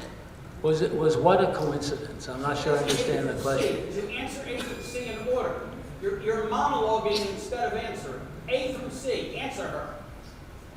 I don't know what you mean by A through C. Give me a question. Can I give her? Do I have the time to do this now? Yes. All the time you need. I'm out of time. You're definitely out of time. So are our structures. Definitely out of time. I'm looking for A through C. I'm not seeing A through C. There's not an A through C here. Read the questions in front of you. It's a statement. No, here's what we're going to do. Ma'am, take a piece of paper. Wait a couple of times. No. You're not running. I'm sorry. They're right there. Okay, well. Yeah, I'll read this. You I'll want read to the take it statement. back? The summary judgment order, what does that Yeah, tell us? let me read the statement, if I may, Mayor. Should I do this, Mayor? I have 0 time on the phone. He hasn't. Hey, ho, come on, everybody. I was going to give you the opportunity to take it back, get back in line and read it again. If he can't figure out what you wrote. Look at the final sentence. You want me to look at the final sentence? Are you saying that in a summary judgment motion, a court will refuse to consider the timing as proof that the parties accepted the Clark report? Why? Is that what your question is? Yeah, okay. That's So, what her question is. refuse to consider the timing as proof, and I'm not sure what that you mean by that. The timing of what? Isn't this scheduled? The Clark report. The Clark report timing I've explained. Contract to the deed closing, that's what she means. But she says what she means, you're saying what she means. That's what it is in the question. It's in the Clark. 2022 and 2024. Time between the contract and the closing. The 2 years in between. Will the court grant summary judgment motion if we say the timing is the proof of the contract? That's what she asked. Yeah, the argument, I guess, is that the timing proves that the fact that there was a contract. Is that the point? Yes. That doesn't make any sense to me at all, because the timing we're assuming is this document in November. That's not part of the Clark Hints report. We're relying on that report in October 2004. The timing, the schedule is not in it. It comes a month later. That's a problem. That's a problem. And so I don't think that I would accept that conclusion, no. Thank you. Thank you. Hi, I'm Carol Nolte from 511 Cookman Avenue. Let's get into some more details about that section. I have 3.5, but you say it's 3.05. Isn't it true that that section of the 2002 contract does not state that the acceptance of the Clark report schedule of renovations must be in writing? If you hold that it has to be in writing, despite the contract not saying so, isn't the 2002 contract itself the required writing because it is self-executing? By that, I mean it forbids a closing unless the schedule of renovation is agreed to in 120 days. And 62 days later, they closed, evidencing acceptance. If you insist the agreement had to be in writing, even though the contract doesn't say that, then the 2002 contract itself is that writing. It's self-executing. It says there can be no closing unless the renovation schedule is agreed to within 120 days. Yet, you closed in 62 days later, which shows that the schedule was agreed to and accepted. If your opinion is still no, are you saying that on a summary judgment motion, a court will refuse the self-executing contract argument as a matter of law and deny the city a trial on that issue? I'm not done. I've got a minute 20. Your statement in the beginning about, this is a big scary lawsuit and we could lose a lot of money and I don't know if we want to do that. We have just put a giant sign out to all major corporations to come to Asbury Park and do as you like because we're afraid of you. It's just like in your home when a tree hits your house and you're like, oh, I don't want to call my insurance company because my rates may go up. What's the point of having insurance then? We have to have a lawsuit. And finally, can we concede our time to our own personal hired attorneys to speak for us? Thank you. I'm going to answer that for a second before, I'm not going to take any of Mr. Marizzi's time, but I'm going to answer that. I've been on council for 13 years, mayor for 12 years. I've been to 144 meetings, whatever, 288. I've never seen 90% of you at any meetings to do with rent control, important subjects to the city, be it Airbnb and everything. I'm happy you're here now. There's been other meetings where, again, I hope Charles Day is here because every time there's an article about Asbury Park, Mayor Moore says Madison Marquette is impossible to work with. So, I mean, this is not like the first time, like myself and other council people have said, we've had enough of Madison Marquette also. And as far as the attorney works for the client. The client's the counsel, and at this point in time, we have not told the attorney to start legal proceedings.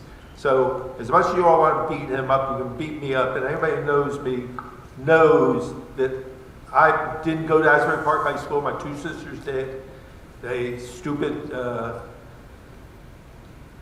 Peloso, he was the president of the Board of Education, wouldn't give Ocean Township the right to send kids here, so they built their own high school, so I went to Ocean Township. But I grew up in Asbury Park. I worked for Asbury Park. I give my heart and soul to Asbury Park. My wife yells at me like, who do you love more, me or Asbury Park? I say, Vera, you, because you make dinner. I mean, I've been good friends with a lot of people in this room, Tommy, Dan, Henry, everybody else. So when people get up here and say, we don't care, that's enough for me. You guys want to cuss? I said you were afraid. Yes, because you want to know what I'm afraid about? Look around this room. Do you see the diversity of the city in this room? Do you see diversity of the city in this room? Does anybody see diversity in the city in this room? Tell me. No, so a lot of people in this town don't even know this is going on, which is unfortunate because we don't have a local newspaper that reports. The press does sporadic reporting. You people are informed. I'm happy you're here. But the majority of the people in Asbury Park do not know this is going on. Who's voting yes? Your job to inform the communications plan to your town. Throw him out. Throw him out. Throw him out for his language.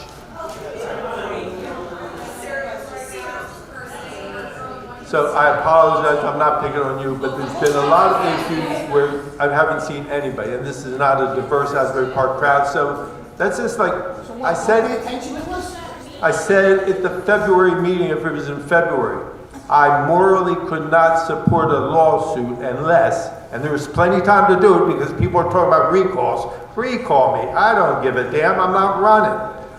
So, but the thing of it is, there was plenty of time for everybody to start a petition and get this on the ballot and let the taxpayers decide. Because if we win, God bless you, you're right. But if we lose, it could put the town in bankruptcy. It could. But I don't want that to happen. So you're saying you have a referendum on the ballot? To what? Is that your statement now, that this council will not sue unless it's a ballot referendum? I didn't say that. You just said, you said put it on the ballot.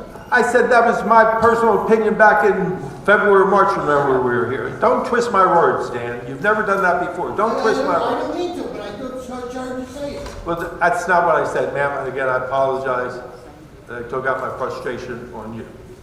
I'm from Jersey. I can handle it.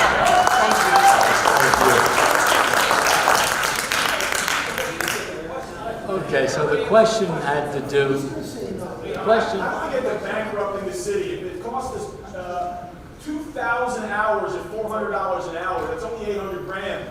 The parking. Jim, I'm going to cut you off too. Jim, and what happens if we lose?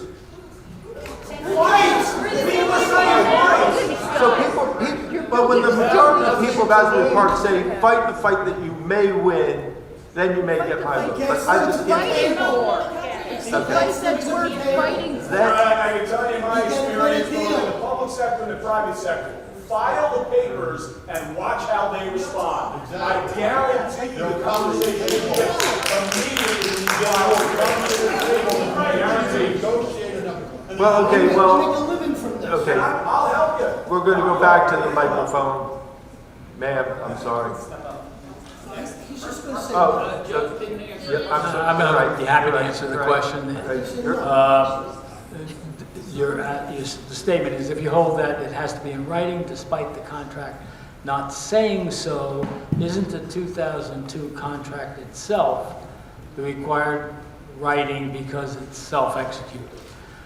The answer to both those questions is no. It has to be in writing. It has to be in writing under New Jersey law if it is a contract dealing with real estate. You cannot have a verbal contract dealing with real estate. And the question as to whether it's self-executing, it is not self-executing because the document says there has to be an agreement. That there has to be agreement to the schedule of construction. It never happened. Well, they negotiated that. Before closing, it's self-executing. Ask the audience. Lock me up. The before closing part makes it self-executing, but Joe doesn't know that. Okay, ma'am. Joe's not a litigator. Hello, my name is Elena If I Zazanis. could respond to that statement, Mayor. No, Mayor. I think that's, I have a point of personal privilege on that. I would want to respond to that statement. Mr. Mayor, if I may, I want to respond to the statement. I want to respond to the statement that I'm not a litigator. You can do that. All right, I'm going to do it in the next. Ma'am. Yes, hello. My name is Elena Zazanis. I reside with my husband Paul Fish at 1405 3rd Avenue. First of all, I just want to say we're going into our 10th year in Asbury Park, and you've all been a very big part of the improvements that I've seen, and I want to thank you for that and tell you that I am not here to be adversarial or unkind. I'm here, though, to ask you why you can't use the law to fight these people who are destroying our structures. And my question now is, explain, and just this is an example, I was given this question. It's an example of how you've mentioned several times about ambiguity. We can use ambiguity. Otherwise, we wouldn't have to go to courts and have lawyers. It would just be the law and it would just be decided like that. So there are tools. Please find the tools and find the use of the law to argue for this. We need to save these structures. And so here's an example. Explain why specifically, though, because it's come up a couple of times. Why the closing does not qualify as acceptance of the Clark Report under the doctrine of assent by action under New Jersey law. Why? You done, ma'am? Yes, Yeah, thank you. The answer to that question is because the agreement, the Section 305 requires an agreement before closing. I've explained that there was not an agreement before closing, and I explained why the city apparently waived that opportunity because, as I mentioned earlier, They wanted to get the closing in that year, 2004, within 62 days, not taking the 120 days, because they wanted that money for the casino of a 1.5 million and the marine properties, so they could put that in the budget and avoid a 35% tax increase. And that's why it's not self-executing, and that's why the fact that they closed does not mean that they agreed to all of that. Now, the statement was that I'm not a litigator. That's not true. I am involved in a 15-year lawsuit defending a client in a case that involves hundreds of millions of dollars. We have been, we've had motions for summary judgment. We've had motions of every type. We've had many trials at the trial court. We've had the appellate division. And my client, in that case, has won 98% of those challenges. Right now, it is in the Supreme Court. We're waiting for oral argument because the appellate division decision was in our favor. And the plaintiff in that case has filed a petition for certification to the Supreme Court. I am very familiar with litigation, and I can tell you that that litigation has cost millions of dollars. I did, yes, and I could, you know, think about it here. If I had given the advice to take the litigation, maybe they would hire me and make more money. But I'm trying to be honest about my opinion and what is in the best interest of my client, the city of Asbury Park, not what is in the best interest of my law firm. The city did not waive the CCH report. My name is Stephanie Ushak. I'm currently in Wall Township, New Jersey. In December of 2004, the City Council voted to allow the city attorney to close on the casino. And the city attorney back then, James Aaron, said on the record that the Clark report was used in the negotiation of the casino sale contract as a quid pro quo to lower the sales price. Mr. Mariziti told OP Gov News that it never happened. Since Mr. Aaron actually negotiated the deal, isn't his statement made contemporaneously with the closing 22 years ago more reliable than Mr. Mariziti's statement now? Does Mr. Mariziti hold that a court won't consider that as proof that the city accepted the Clark report? And are you saying that the court won't accept that as a summary judgment motion?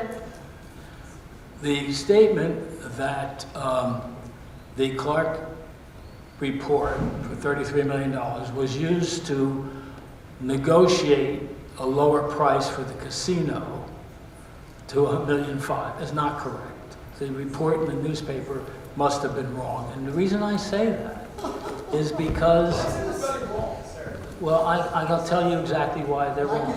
Because the amount for the casino of $1.5 million was established 2 years before the Clark report. That was part of the 2002 agreement. In 2002, the city agreed to sell it for $1.5 million. They did not reduce the price of the casino because of the Clark report. That's just not accurate. Sorry, what happened on December 17th? I missed that. What happened on December 17th?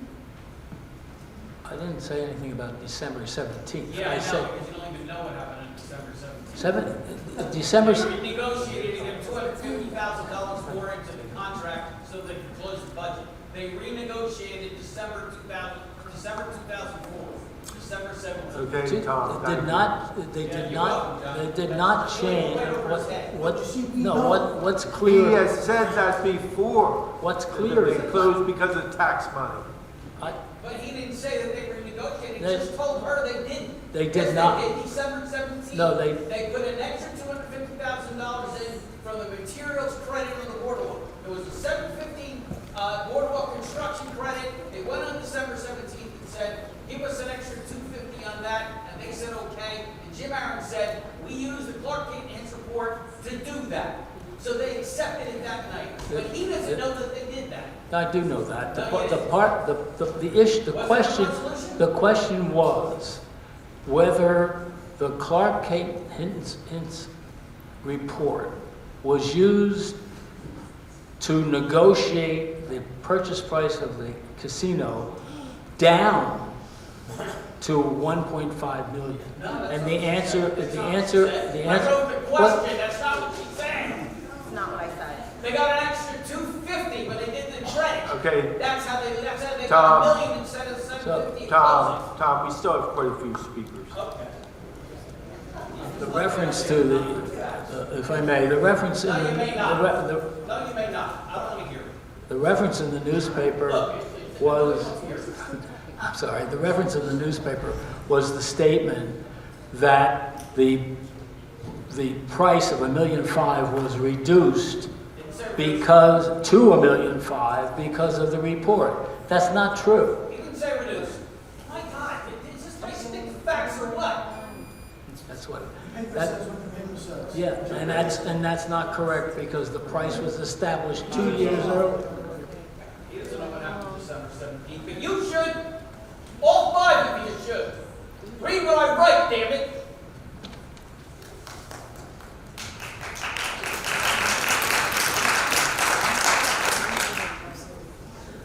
Good evening. My name is Joanne Courthouse. I've been a Jersey Shore resident for 62 years. I know I look much better than that, but I just thought I'd put that out there. Can I get your address for the record, please? I'm sorry? Your address for the record, please? I live in Neptune at the moment. Thank you. On Donald's Place.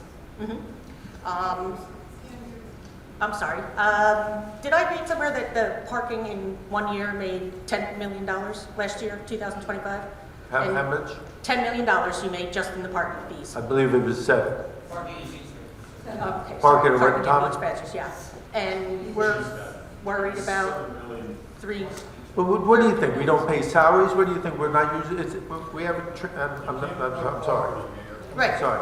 Yeah, you used to make nothing. You can't cry poverty when you're making $33 million, I'm sorry, $10 million on those two things. You can redirect your budgets around when you're squibbling over $1.5 million. So I that's want you just to my ask your thought. question, but then Okay. before he answers, I'm going to answer as far as the parking just Okay. very shortly. Okay, let me do my question then. The city and the developers, whoops, excuse me. Okay, I always thought I had a big mouth, but the city and the developers put two things on the deed for the casino. My apologies, technical difficulties. No problem.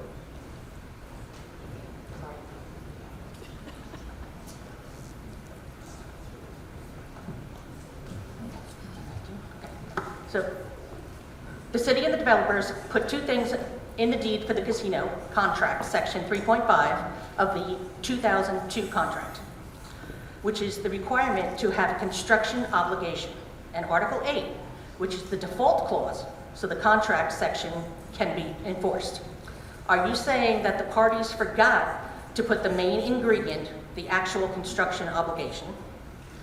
Are you saying, or doesn't it make more sense that they agreed to the Clark report, which they received 62 days before the deed was made?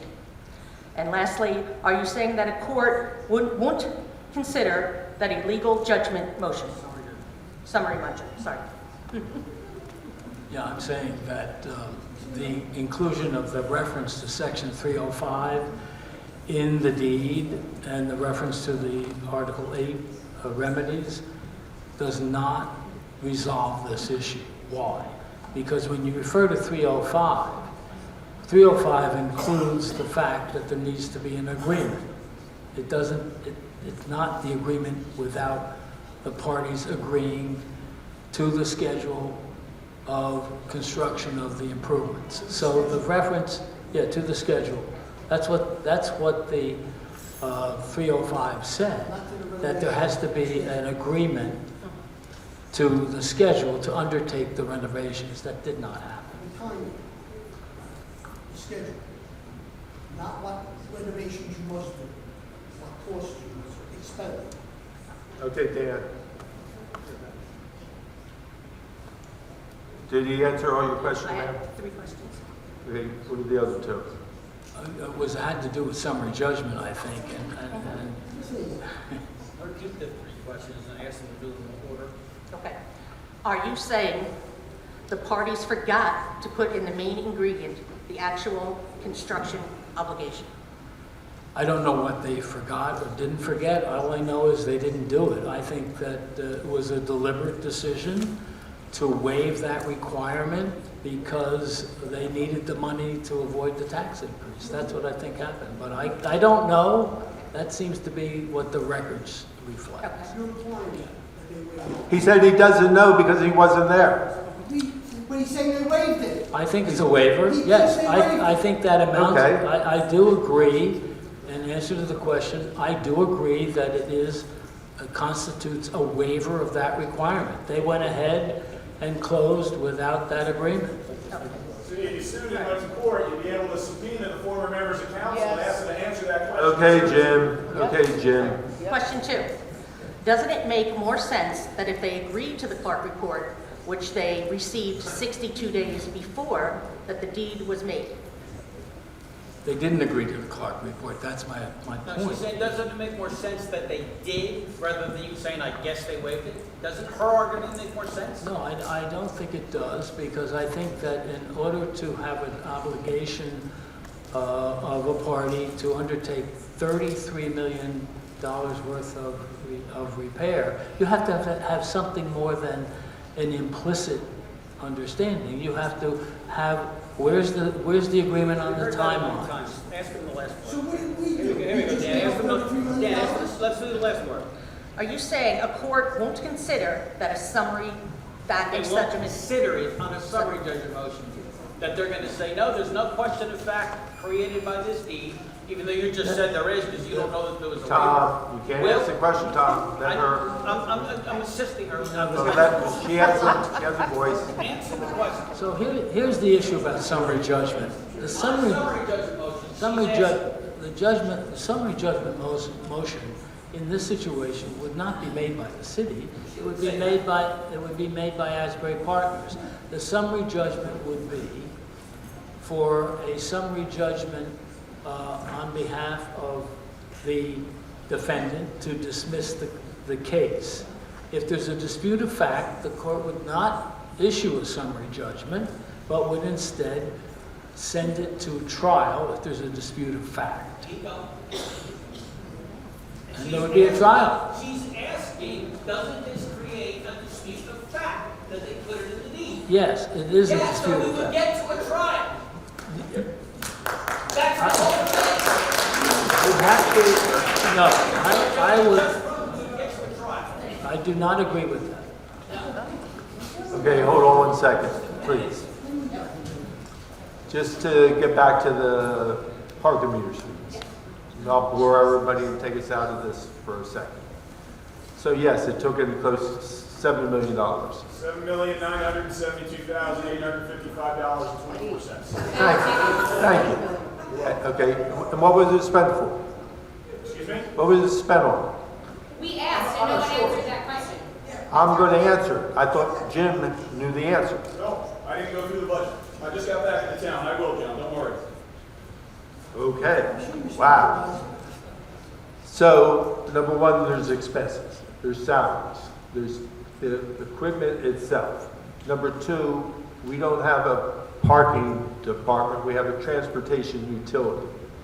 The money goes into the transportation utility, and you don't live in town, but if you lived on First Avenue, if you lived on Heck Street, or all the streets have been paved within the last several years, that money from the parking meter utility has been used to do that. And the reason we get a grant from the state for, say, about First Avenue from Central to Memorial, and don't quote me on these numbers, but I'm being close. We got, like say $400,000.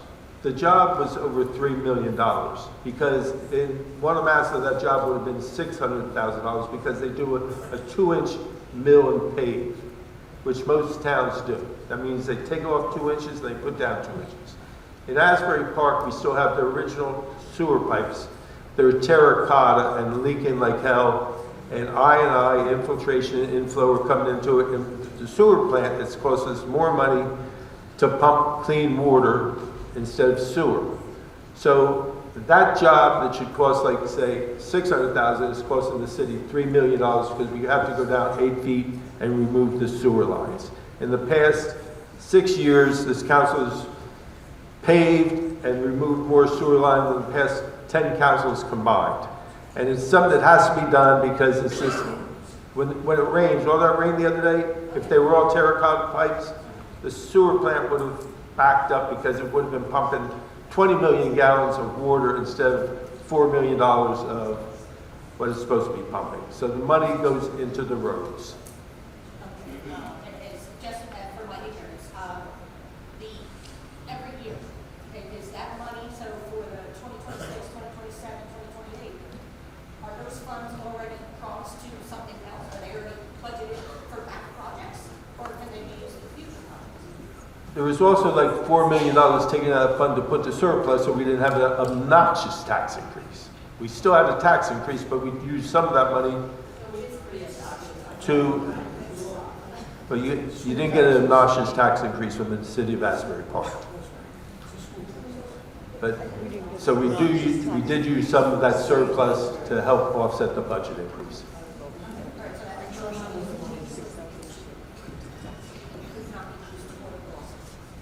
Excuse me? You're saying that those monies could not be used for the Look, if we were flush with money, I wouldn't be worried about the money. We're not flush with money. I'm not happy we had to have a tax increase this year, especially because of what the Board of Education has been done to us because of the stupid S2 bill. Everybody's taxes. I pay taxes. We all up here pay taxes. All of our taxes went through the sky. You think anybody's happy about that? I'm not, and that's why, you know. All right, so you have the same problem with your school, but I mean, so we did the right thing that I thought. Our CFO argued with me with, like, you know, we tried to keep it either flat or a decrease because of the Board of Education is going up so much, but you can only do that so long until it's going to catch up and hit us hard. If we were flush with money and like had $100 million in the bank or something, like, so I mean, look at our budget. It'll show you what we have in the bank. We don't have this type of money in the bank that everybody thinks we have. And I'm not saying because of this crowd. Everybody in the state thinks Asbury Park is flush with money because we're the #1 beach, we're the #1 this. This city is not in great financial shape. Stop giving out pilot programs. Though they were forced upon us on it by a previous council on the waterfront. Thank you. Ma'am. Ready? My name is Lisa Daly. I am a lifetime resident of the Jersey Shore. I have recently moved to Frick Township. My questions are, Justice Solomon makes these 3 findings using these exact words in his May 28, 2026 report after reviewing the 2006 DRA. All 3 mean the 2006 contract did not extinguish the 2002 contract on casino construction obligations. First, Solomon said this: the 2006 agreement explicitly states the projects other than those listed therein shall remain governed by the dispute resolution provisions set forth in the 2002 agreement. Second, Solomon said this: Asbury Partners' remaining development obligations, if any, would only be those that were provided under the 2002 agreement, but that were not listed as projects under the 2006 agreement, and therefore were not subsumed. Third, Solomon said this, which is the most clear of all: if there are any remaining redevelopment obligations of Asbury Partners regarding the casino, default remedies would be governed by the 2002 agreement. My questions are, isn't it clear to Mr. Mariziti that the construction items listed in the 2006 DRA are governed by the DRA, but any other casino construction obligations are governed by the 2002 contract? Why does Mr. Mariziti continue to tell the media that the 2006 DRA wiped out all the 2002 construction obligations when Solomon's 3 statements say the exact opposite? Please have Mr. Mariziti point out the exact language where Justice Solomon states all construction obligations in the 2002 contract are wiped out by the DRA other than the ones listed in the DRA? Will the City Council correct their press release with Solomon's 3 findings because they are the opposite of what was reported in your first release? Thank you. All of your questions? Excellent. Yes, I'm done. Thank you. So this is a question about the DRA, the Dispute Resolution Agreement. The Dispute Resolution Agreement was executed in 2006, and it is a document that is very interesting. Can you answer these questions in order? As she asked them, Give us a copy of it. I'm We don't want background, we want yes or no. That's all we want, yes or no. No rope-a-dope here, come on. Yes or no?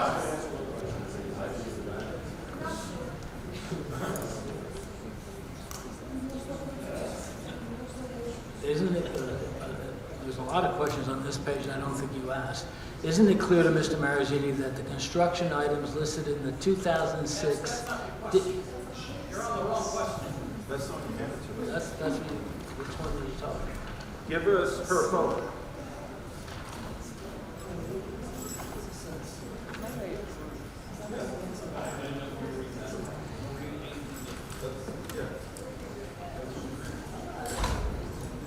Yeah, okay, so A, there's A through D.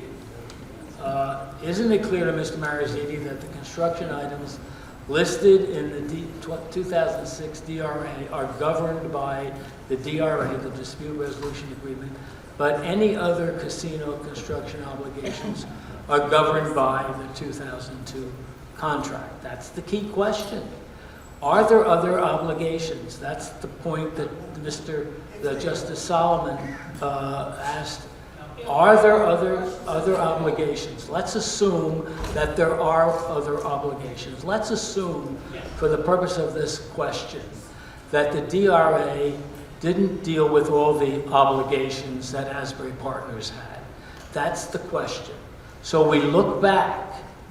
Then we go back to the 2002 agreement, and that takes us to... Disagree with A. Do you agree or disagree? Or no. Yes or no?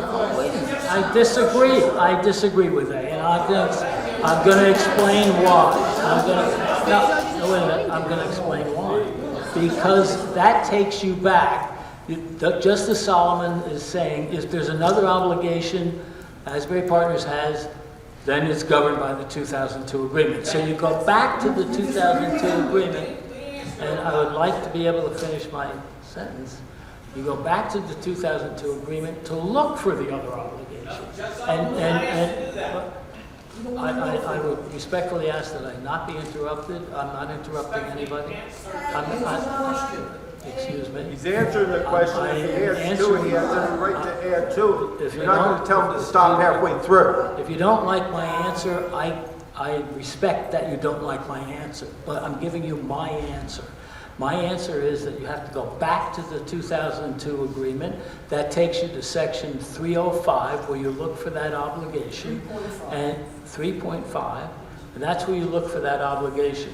That obligation is not there because it required, and we've been saying this over and over again, required an agreement to do the Clark-Clayton report. If it was So there, they, you have to look at it. yeah, if there was an obligation, if I would say this, Justice Solomon said, if there's a remaining obligation, and if there was an agreement, if there was an agreement, then that would be a remaining obligation. That would be something that the city could seek to enforce. Could they enforce it now in 2026 when the statute of limitations is long since gone? No. So the other questions here, my time is up. How many more are there? There are 3 more. 3 more. So B is why does Mr. Marizzi, the question is why, it's not a yes or no.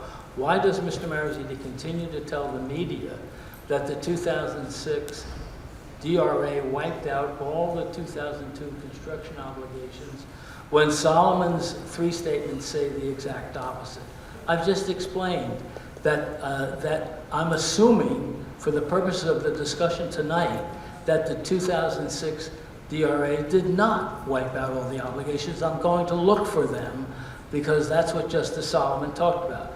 C, please have Mr. Marizzi point out the exact language where Justice Solomon states all construction obligations in the 2002 contract are wiped out by the DRA, other than, parentheses, other than the ones listed in the DRA. I don't, he didn't say that. I don't say No, that. you told the press he said it.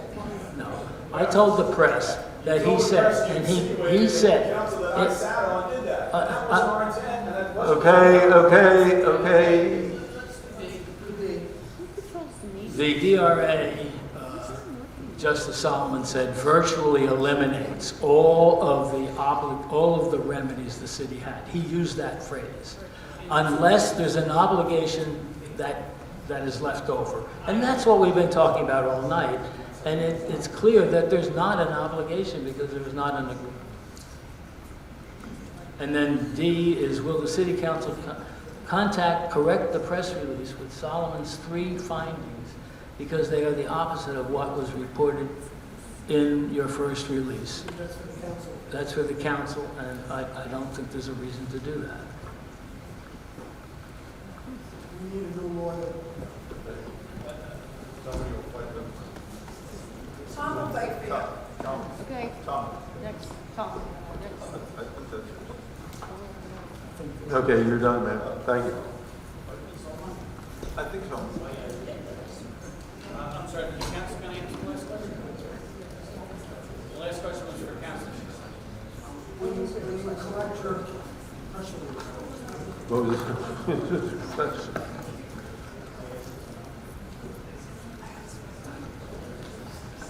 Sean Bell, 1110 Fifth Ave. Isn't it true that in a contract matter, the 6-year statute of limitations begins when there is a default? Isn't it true that Article 8 of the 2002 contract states that no default can be binding until the city issues a formal default notice to the developer? Isn't it also true that the city has not yet issued a default notice to the developer for failure to redevelop the casino? Isn't it true that the statute of limitations has not yet begun? Any of the questions? Yeah, no, I understand the questions. No, I don't agree that the... Excuse me, that question was, isn't it true that in a contract matter, the 6-year statute of limitations begins when there is a default? Not No, whether you agree or not. It's not true. Thank you. Because it's the statute of limitations is adopted by the legislature. It's a statute that says when you have a contract, you have 6 years to bring a lawsuit if there's a default. And why is that the law? It's the law because memories fade, documents disappear, and the policy of the state and every other state that I know of is that we want to have repose and settlement of of disputes, contract disputes. So after 6 years, even if you have a great case, you cannot bring it. And so I do not agree that the statute of limitations is extended until one party decides to file a notice of default, because that would mean... I apologize, we didn't ask whether you agree. Yes, I'm answering the question. We were just asking if it's true or not. The next question? But we didn't ask if you agreed or not, just said whether it's true or not. Yeah, you're asking my opinion, aren't you? Legal question, I mean, nothing to do with our case. The statute of limitations begins on a default. No.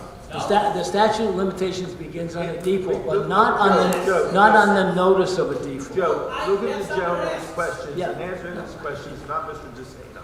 When the default occurred. Here it is. Isn't it true that in a contract matter, the 6-year statute of limitations begins when there is a default? Yes. Yes. So, second question then, please. Isn't it true that Article 8 of the 2002 contract states that no default can be binding until the city issues a formal default notice to the developer? No, you don't extend the statute of limitations by holding off on issuing a notice of default. That That would mean you could extend the statute of limitations indefinitely beyond 6 years, and that's not what the law requires. Yes, if the contract said that. No. The contract says it's not binding No. until they declare default. Does the Where's the contract say that? contract? No. I'll show it to you. Okay. I don't know who I'm supposed to be talking to. You know. Joe, read the question. Isn't it also true that the city has not yet issued a default notice to the developer for failure to redevelop the casino? I'm not sure about that. There might have been a notice of default. Isn't it true that the statute of limitations has not yet begun? No, it is not true. The statute of limitations has run no matter which way you look at this. Because if there was a default under the schedule, if there was an implicit agreement to accept the report and the schedule with it, that schedule, the dates in that schedule expired in 2005 and 2006, many more than 6 years ago. You don't claim default though. I cut and pasted the word binding out of the contract. I don't know why you say it's not in there. I literally cut Okay, and pasted. sir, did he answer all your questions? Yes, thank you. Thank you, sir. We're wasting our time. Then go home. I'm not. I'm not. We're wasting taxpayer money with this thing. And I don't know why you don't see it. I'm sorry, go ahead. Thank you. Bianca Bertoli, homeowner and business owner. Before I ask my question, I would like to just get out ahead of this false narrative that we are continually being told, and I'm sure will continue after this meeting, this blatant lie that is constantly being told to us by Madison Asbury Partners, by the Tri-City News, and by some of the people on this stage. The lie that Madison Asbury Partners are somehow the only developer capable or willing to restore the historic buildings on our waterfront. It's not true. It's blatantly untrue. Multiple other developers who actually care about historic preservation and the people of Asbury Park would love the opportunity to take on this project and do right by us. It's worth asking yourselves, where does a lie like that come from? Who benefits from a lie like that? And why do they continue telling it?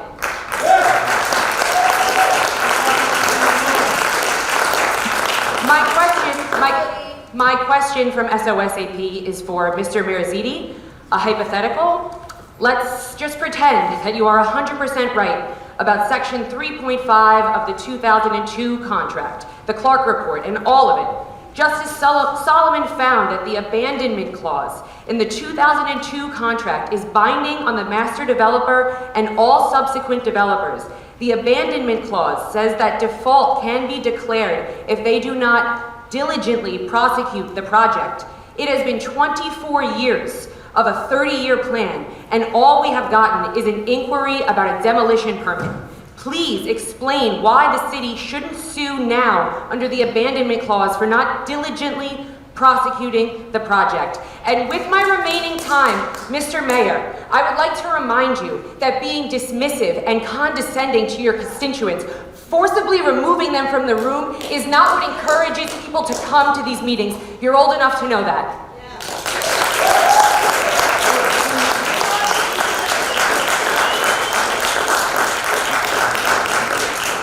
The only person removed tonight, not the people who've been talking a lot, the person just got up and started using foul language in front of everybody.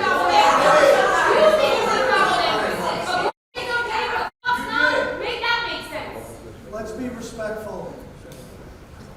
I don't remember cursing tonight, so. You did, you said.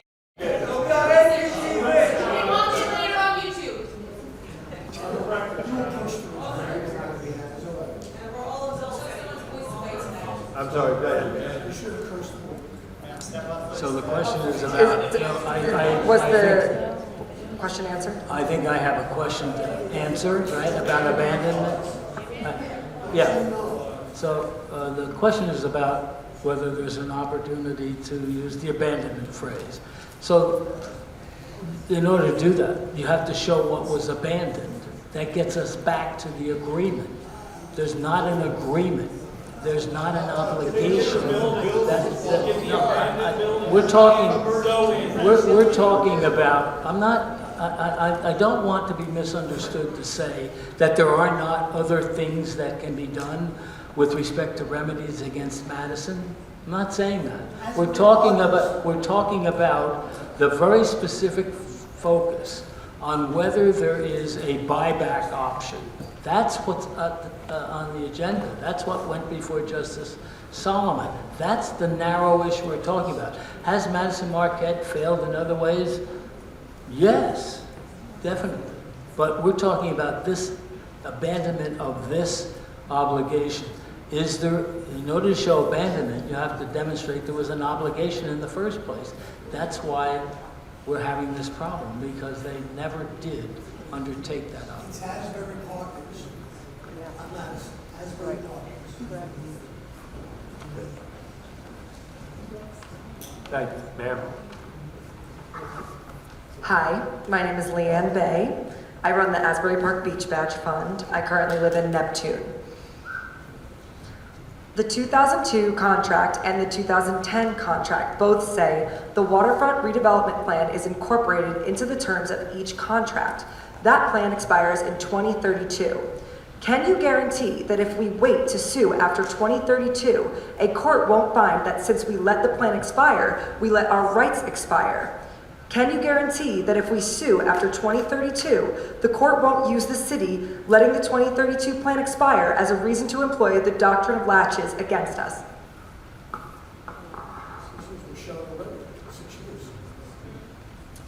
Okay. So the assumption is that when the plan expires in 2032, that the agreements go away. That's not true. The plan is the authority to enter into the agreement. Once the agreement is entered, that lives longer than the plan. The plan can die, but if there's an obligation in an agreement, and we've got agreements here, there have obligations, the agreement controls, not the plan any longer, the agreement controls the duration.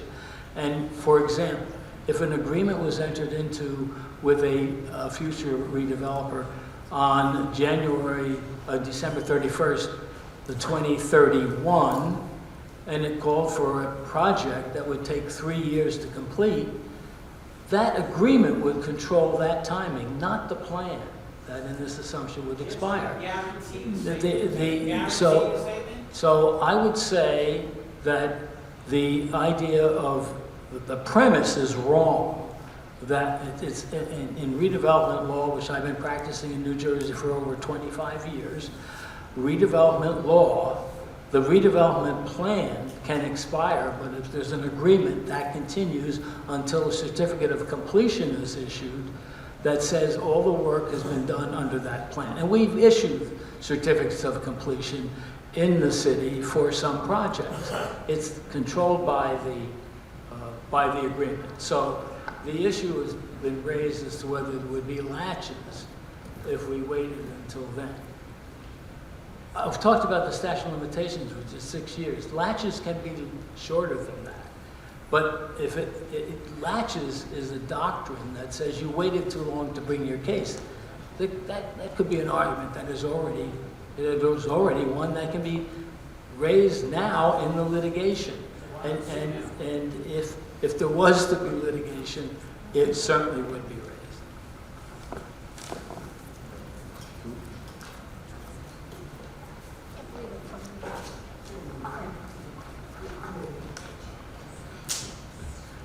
Someone is taking names.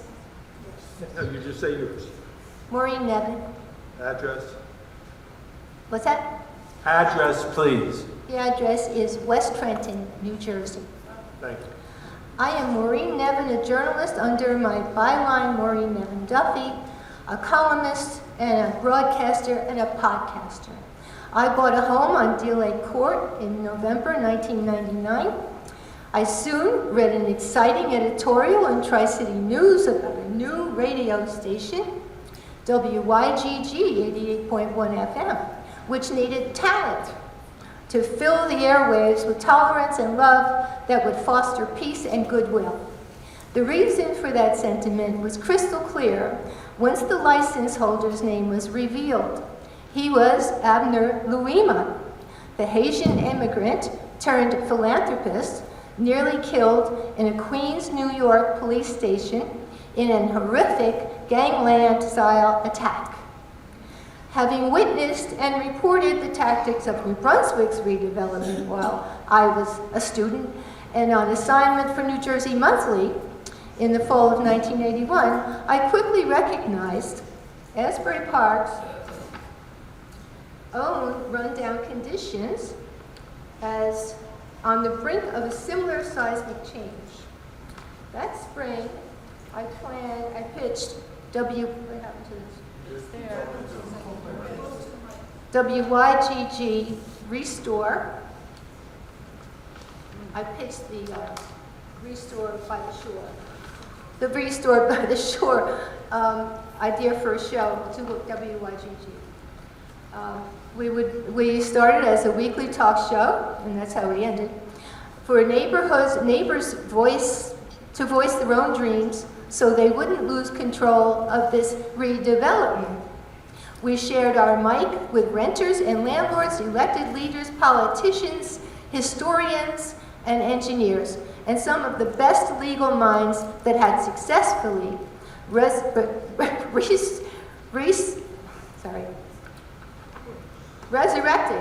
other cities and were willing to share what they'd learned and listen to homeowners struggling to revive and maintain this precious mile of crystal blue ocean. Many of them are here tonight. The studio always buzzed with breaking news. We also welcomed plumbers and carpenters and roofers, home contractors and merchants, all capable of providing the means of bringing invaluable dusty gems like the elegant Victorians, once occupied by physicians, back to life. Even before we became Asbury Radio, the radio voice of Asbury Park, Maureen, thank you, Helen Maureen, Chantal Pike. You're going to have to finish your paragraph. Your time's up. The sound makers of the sounds Asbury Park, soap. Everybody knows soap? Yeah? Sounds of Asbury Park? Were at my door volunteering to bring us on and off the air. Not just on the first 4th of July of the new century, but every week. And that's where we'll leave it because actually, these people probably don't know the name Terry Weldon. Okay. Maureen, Yeah? Maureen, your time's up. All right. Thank you very much.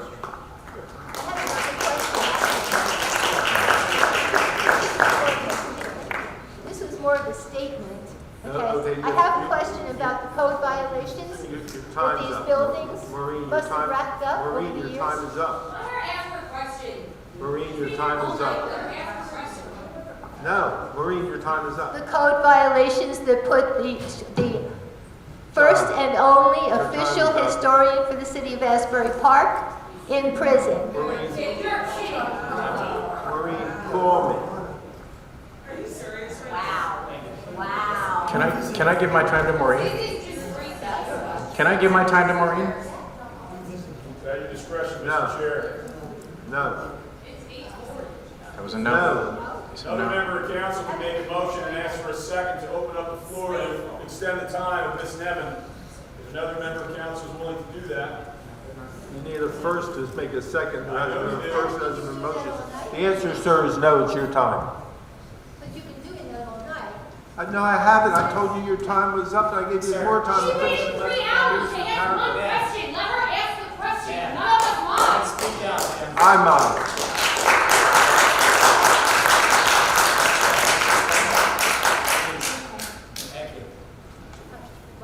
If you want, you can ask her a question for you. You can ask the question for her. I'm gonna take my time, I think, and start by saying that this format is an exercise in absurdity. I can't believe, Mike Arbello from Ocean Grove. I can't believe that after weeks of opportunity to prepare to engage the community, that this is what we've had to sit through. A negotiation between Tom and Dan and Jim It's been awful. A litigation it's a completely unproductive litigation because it's people yelling at each other. How was there not a conversation before this with all these interested parties in a room settling this so that we could have a productive conversation as a community? It's shocking.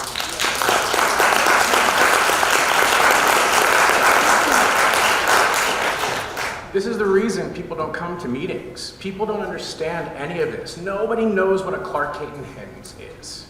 We're looking to you as the representatives of this community to move in the interests that the community is trying to share with you. Those interests are protect these buildings and prevent these hideous structures from going up all over the waterfront.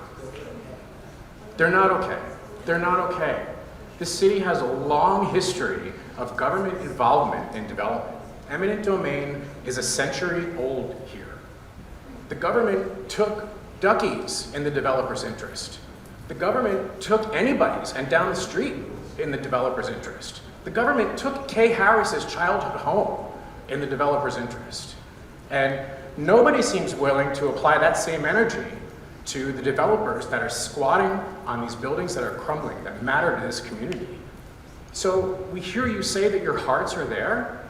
We hear you say that you believe in the future of this place, but our eyes are telling us something different, and we don't understand why. We don't hear clear statements of policy. We hear reactions. This has been, 5 or 6 months since that sticker went up in the carousel window, and I don't see that anything has happened. We hired somebody and spent $20,000 to get a report back that the 3 lawyers on the panel disagree with, and everybody here in this room disagrees with, and it's just a bunch of discord. Why can't we just text? Does somebody have Joe's phone number, Solomon's phone number? Can we just text him? Can we ask him? Why is this so difficult? And would it matter what he said? Would it matter what he said? If we paid him to give us this report, everybody disagrees with the results. Why did we pay him to begin with if everybody could just override him? Why aren't we asking him for clarification? It doesn't make any sense. It doesn't make any sense. And I don't live here. I'm not a taxpayer here, for the record. And when the panel says that they're concerned about budget and they don't want to bankrupt the city, that's important and that matters. That's a concern that everybody in this room should hear and take to heart. But there should be options that the community can talk about, at least. When the developers submit plans for gray boxes, everybody says, well, it's got to be good because the waterfront redevelopment plan is impenetrable. But when it comes to protecting these buildings, it's like, forget about it. Yeah. So I'm going to say them out loud one more time. It's the Paramount Theater. It's Convention Hall. It's the steam plant. It's the carousel. It's the casino. It's this high school. It's the Empress. It's the Savoy Theater. And it's the Turf Club. It's Holy Spirit Church. Thank you.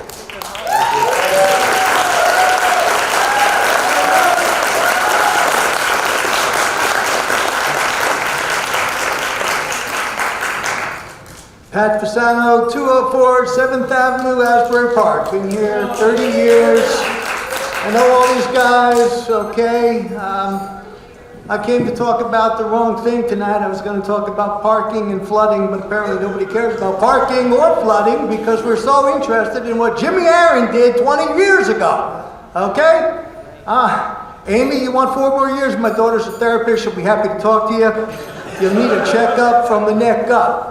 Okay? I never saw so many lawyers in the room my whole life. Everybody's litigating what Jimmy Aaron did in partnership with Larry Fishman. Good luck with that. All right? And guess what? That $30 million today is probably $100 million. Right, Henry?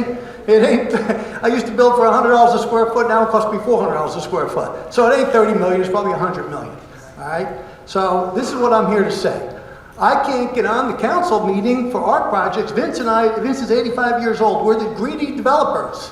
He's going to leave his money to charity. I'm just trying to pay my taxes, about $500,000 a year. Cost us $25,000 a month in taxes and interest carrying our lots in the waterfront that I have not been able to build on in 20 years. But Michelle Alonso says everybody's objecting to developers. Well, you're looking at one. You want to see the gray box? It's called the Rhythm. That's where I live. It's a beautiful building. We got an award. Okay? You want to see some more projects we did? There used to be a gas station on Main Street. Go look at it on the corner of Main and 4th, a beautiful blue building. Okay? How about the Dollar Tree? It's now Exito Fresh Market, a new supermarket, putting $1 million into it. So I am not Madison Marquette. I am not Larry Fishman, and Jimmy Aaron was your enemy, not this guy. Okay? So get your history straight, because I was here from the beginning. Don't blame John and Amy. They got here in 2012. Look, I'm on your side this time, Amy. Look at that. It's miracles happen. You send me to Atlantic City, and I come back, and look what happened, okay? So all I'm saying is return my emails, okay? I'm trying to get on the city council agenda to get my projects on my lots approved. Don't stop me and Vince. We're not Madison Marquette. So Michelle Alonso says, oh, 1,000 people come and check. We can't do anything. Well, I counted about 150 lawyers in this room. And you're not against me because everything, come look at my projects. Okay? You like Bond Street Bar? We used to have $2 beers and $5 burgers, but now we got inflation, so it's a little more. Okay? All right, so don't pick on little guys. Let's get the parking garage built by the Empress so we have some parking, and let's fix the weir on the lake so we stop flooding Lake Avenue. That's what's important. Hey, I'm not here.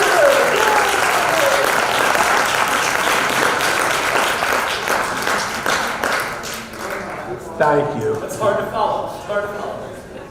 It is. Let's take a breath. Okay. All right. Jameson Miller, 400 Deal Lake Drive. Been here since 2012. I came in here with no notes. I didn't come with a printed piece of paper. I have a whole lot of notes that's going on. So first, I'd like to request, as Mike kind of said this week in Asbury, said, please set up some kind of special session about what's going on and give us a presentation, because this is chaos and this is not what everybody thought was going to be happening in the 3 hours that we're going to be sitting here. Also set up a special session with what Henry brought up and save our structures. You all should have a meeting and be in a room and be coming to us and to give us information. It's really unacceptable that we just open this meeting with public comment and we're just throwing stuff at a wall. I would also love another presentation from the city about our current apparently legal position on the agreements and where we stand, because I thought that's what I was coming for today. And then also what happens after the plan expires in 2032, because we're all asking that question and we've never gotten that information after about 6 hours in this room through 2 special high school-based city council meetings. Early in the meeting, there was a recommendation to not go ahead with the lawsuit. I think it was based on risk assessment. I think, Mayor Moore, you kind of confirmed that later on. I would like to know, if there was not that risk involved, would you push the city to move forward with that lawsuit? And would you believe that we have merit in that case? I don't want to hear the words subsequent developer agreement heard ever again, but here we go on it. You stated that there's no obligation without a subsequent developer agreement. So if there's no obligation, then how have we ever held them in a default in the first place? I don't understand that legally. I'm not a lawyer. The no default in 2007 from that agreement means absolutely nothing to me. I mean, I moved here in 2012. Those buildings were vibrant. There were shows up until just a couple of years ago. I went to the first Asbury Beer Fest that was in that building in October, and it was amazing. And I understand they moved it to the winter later on. That was fine, but like that building has been specifically both the casino and convention hall. It sounds like it was represented that Asbury changed their position between the 2002 and 2007 agreements, and we went ahead with a sale, even though it was in the previous agreement that we cannot sell without having a plan for that. So why can't our position change between now and then? And what commits us to saying this is what we did and we just had a waiver? If there was a waiver, and I'm not sure because that language went back and forth, but if there was a waiver, can we confirm that? It was later said that it just constitutes a waiver. So like, why is that a thing? I'm running out of time. So obviously it's the opinion of a lot of people in this room. We don't have a lot of faith in what's coming from him. I'm just going to say that I have no disrespect for you. I'm sure you have a great resume and everything, and you've worked hard on this, but we don't have a lot of faith. So if that happens, we need to get Justice Solomon or another third party involved again. There was an agreed upon vision that was spoken about earlier, and then like, well, there's no obligation of that vision, but the current vision is obviously not it. And that's what everybody is trying to yell at the top of their freaking lungs. It's hard to not get emotional about this. The part of what's going on is not the vision of 2002, of 2007, of 2010, of 20 years, 50 years from now, whatever you want to talk about it. This is not the vision. And we're trying to do something. So give us the ways to do something, hold some special sessions, give us information so we're not throwing everything at a wall and wasting everybody's time. Because that's really what we need. Please.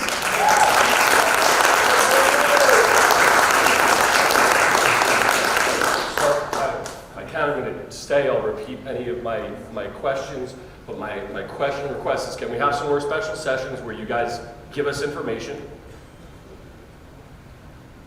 Can we put anything on record about that? Can we say we're going to try to do that?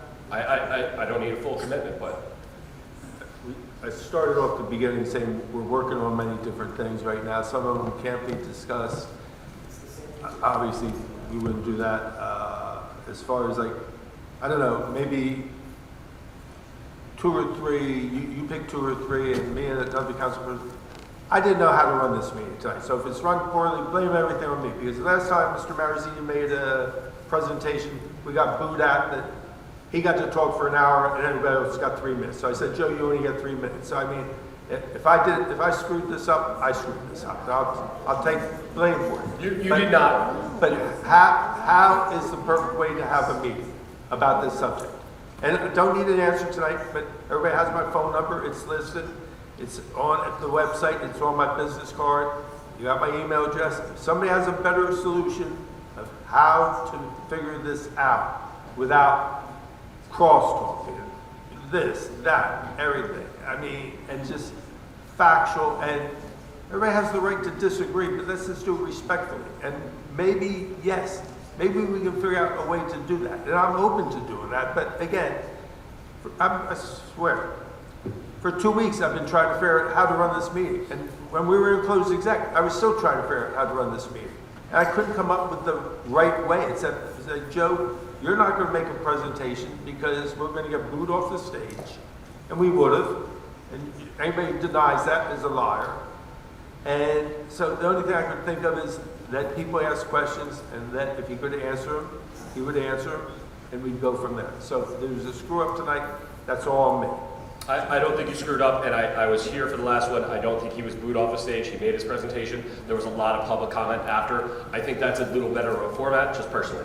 I'll move on to just the rest of the questions. Your time's up. No. The ones that I already asked. So I said, without that risk assessment that you two have kind of put publicly today, would you believe that our suit, our case would have merit if we move this forward? If there wasn't a risk of a massive bill on the back end if we lose? Personally, me, I'm not 100% sure. Okay. Do you have any opinion? You want to say anything publicly? I know lawyers don't like to do that. Yeah, you also represented the position. Yeah, sure. So the question is, if there was no risk of losing, do we have a case? I don't think we have a case.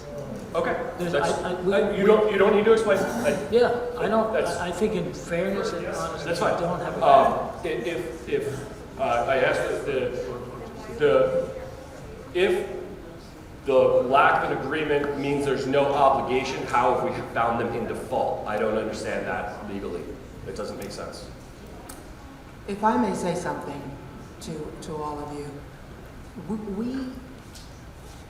we care. I know there's been statements that we don't care, we're sitting here.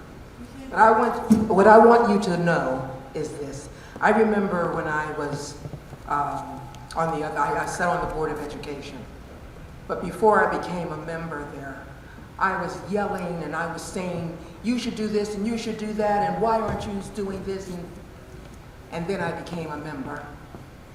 And I realized that there were certain things that could not be done. There were, just as there are now, there are things that we are working on that we can't share with you. We meet in executive session. And so we're listening to you. We hear you, we see you, and trust me, we feel you. When I first came on council, I said, hey, intimate domain. They're in violation, we need to get rid of them. But then I received education. And so there's a lot of things that you don't know that we know we're unable to share with you. But that doesn't mean that we don't care. Because we live here too. And we love those. No, I know, but some people did. And I don't want you to think for 1 minute that I don't, Amy doesn't, John, Yvonne, Eileen, our city manager, our deputy, our attorneys. We love Asbury. We go up on that boardwalk and the beach and we enjoy it. And we see you up there sometimes and you're enjoying it as well. And we want you to continue. We have a lot of activities here. We don't want to see those buildings fall in the ocean. We want you to be able to enjoy them. I know there's a commercial or something about Jersey, and they have the convention building. Have you seen it on television? Yeah, and they went all the way back into the 30s and 40s. So yeah, we want to protect them, and we're doing what we can, but we're not unable to share that with you. So I understand that there's things you can't share with me.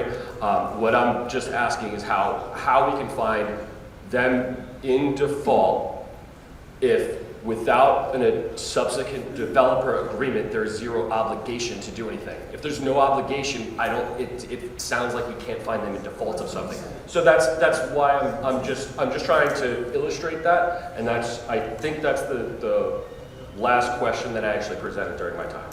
So if you have anything to say back to that. As I've been saying a couple of times, and I appreciate the comment about the format, it's difficult because it's haphazard. Questions is not a full presentation, I know. But I've been focusing on the question as to whether there was an obligation that Asbury Partners had that remains outstanding, that could be the basis for that very unusual take-back remedy where the city would pay back $1.5 million plus hard costs. That's only available under one contract, the Asbury Partners contract in 2002. That does not mean that there are not other defaults and failures by Madison Asbury Retail. There are.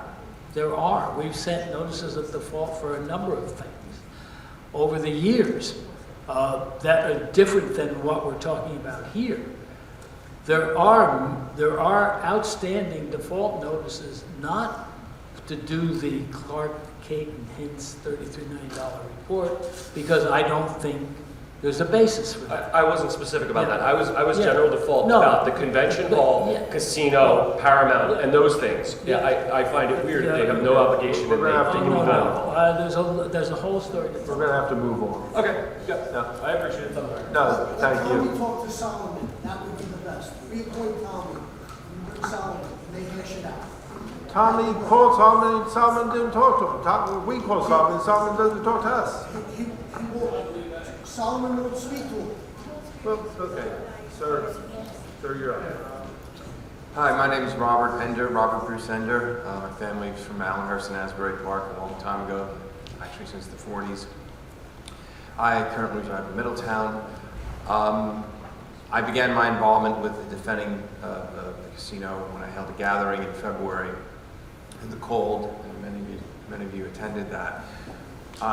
Listening to this, I'm going to step back a little bit from the legal interpretations that have been going on and take a bit of a broader stroke and say that I want to make sure everybody's careful not to repeat even a slight trace of the footsteps that were taken by previous councils, which are largely fear-based, cautionary, extremely cautionary, a little bit nervous even, and I feel terrible that you have all inherited this mess that was created before your time, and I do empathize with that. But I think that perhaps as you debate the legal implications of all the different, there's a lot of interpretation going on here. The strategy for a lawsuit may not just necessarily be in this predicting the exact outcome of all the facets of it, but in showing strength against suboptimal developer that is repeatedly let down the town and the city. And I think as a strategic move, which I'm not expecting, maybe there's an advantage to initiating the first steps of such a proceeding so that they realize that you mean business. And maybe that's some steps, additional steps should be taken rather than them hearing that they're not going to do anything. They're going to stand down, they're not going to do anything. Maybe continue to take these steps. Maybe the first steps, there was a lot of questions that seemed to be unanswered, unreviewed by Justice Solomon, and maybe with additional reimbursement, we let him continue that process and come up with some of the unanswered questions. It's not definitive, obviously. This is not a trial, but maybe we need to take those additional steps to see some of these unanswered questions. Maybe there's something yet unturned, a stone unturned, that maybe give us a little bit more leverage going forward. Rather than debate what's been covered, which seems very interpretive, maybe we need to do that. You need to do that as the next step. Also, I wanted to mention that this is the A plan, is a legal repercussions for their failures. But the process of how this has gone on for all these years seems to not be working. And I think that a B and a C plan should be, how else can we deal with this opaque, difficult entity that has such a huge footprint in the city now?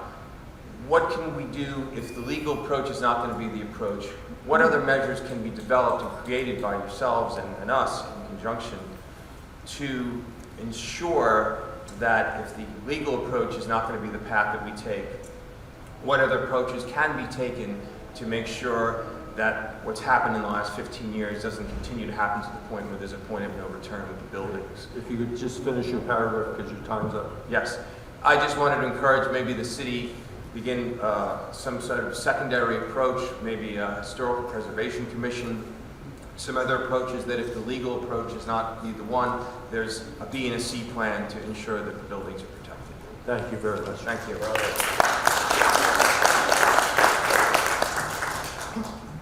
Good evening.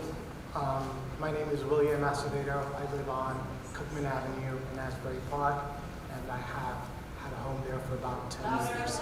Yes. Yes. Is this better? Yes. Okay. It's been a long evening, and it's probably been for some people as well an emotional evening, and I want to recognize that. I also want to thank the team that is leading the work at SOSAP, as they took upon themselves the very hard work of trying, with whatever verifiable facts have been available, to sort of engage this electorate so that there was a grounding in facts and not just emotion. But to that end, I will note that facts seem to be difficult to come by in general. And I think that complicates the task of governance. And I think it's something that we should all collectively pay attention to.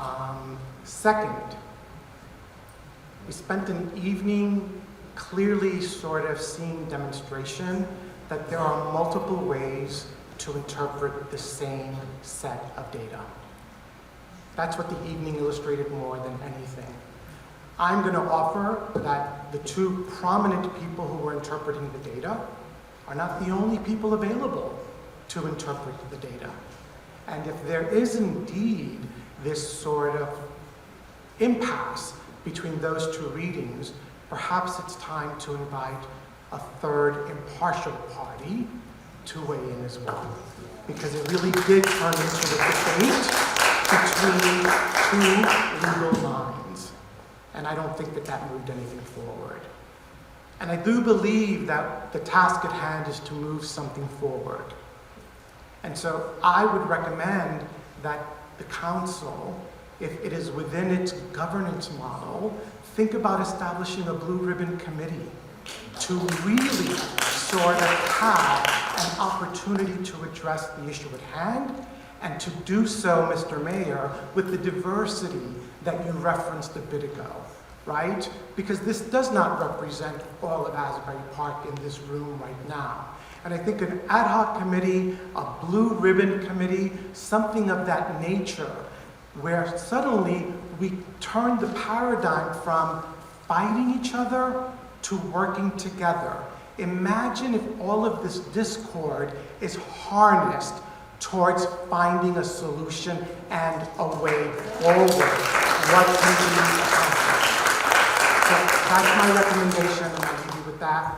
It's been a long evening. Thank you for serving. And just one thing, I think at the beginning you said facts are hard to come by, and you're absolutely right. And I'm going to tell you this, I'm not ashamed about this, and I never lie or hedge or anything.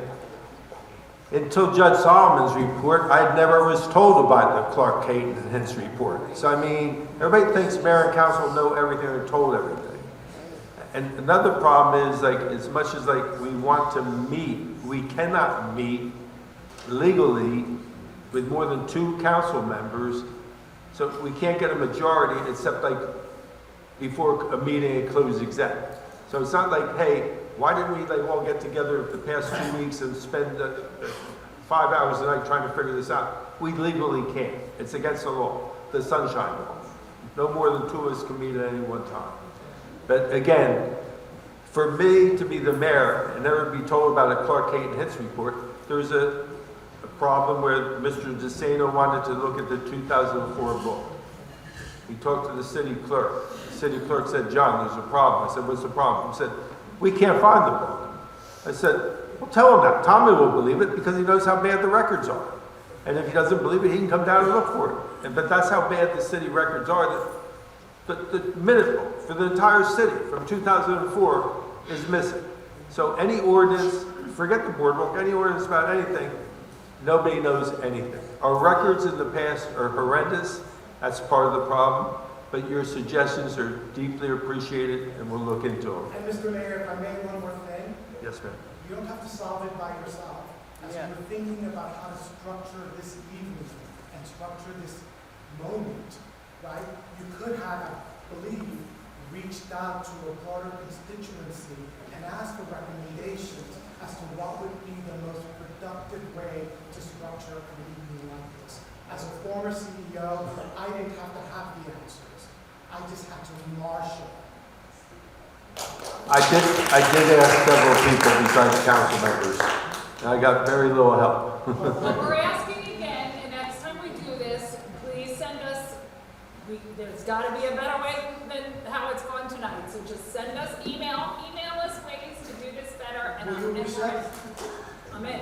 Is there still a standing waterfront redevelopment subcommittee under the council that has 2 members of council, attorney, and then appointed members of the public? No. Okay, so that's your problem. Jim, I don't know when they did away with it, Jim. I just asked. No, yeah, but no, there's not. Well, it was because we were supposed to rewrite the plan. And have a And Asbury Partners self-development didn't agree. agreement.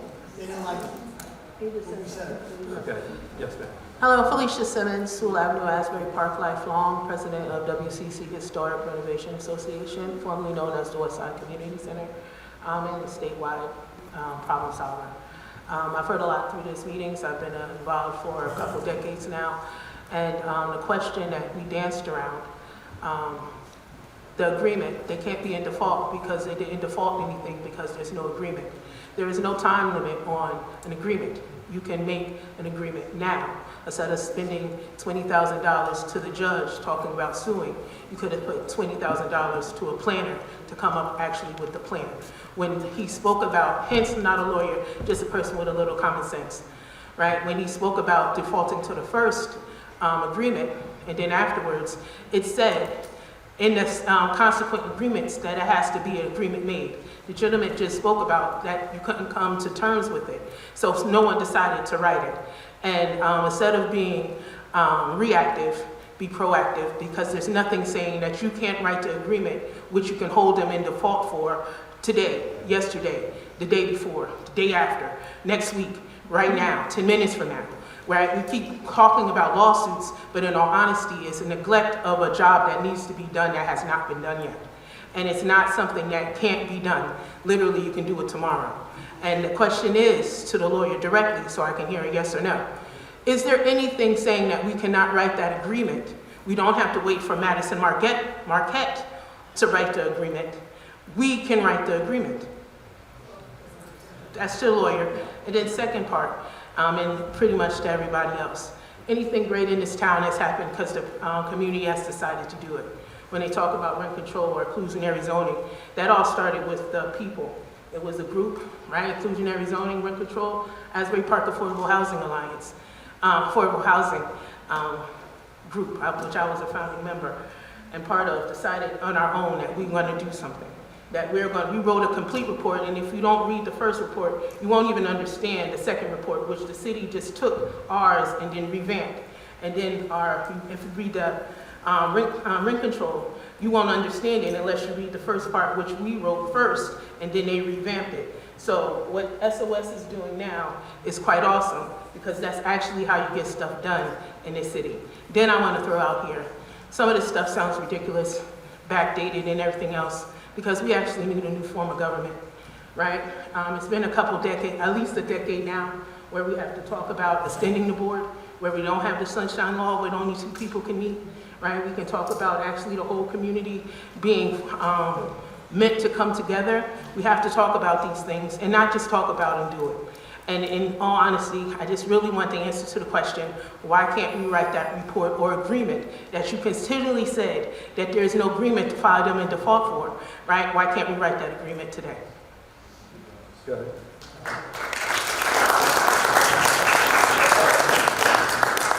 We could write an agreement today, but it wouldn't be binding unless both parties signed it. It has to be, when agreement means that all the parties affected have to agree to it. So one party can't write an agreement and make it binding on other people.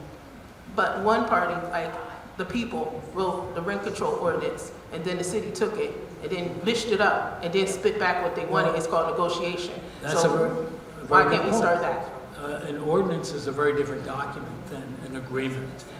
An ordinance is the government has the power to adopt laws, and they can do that without the consent of any other party.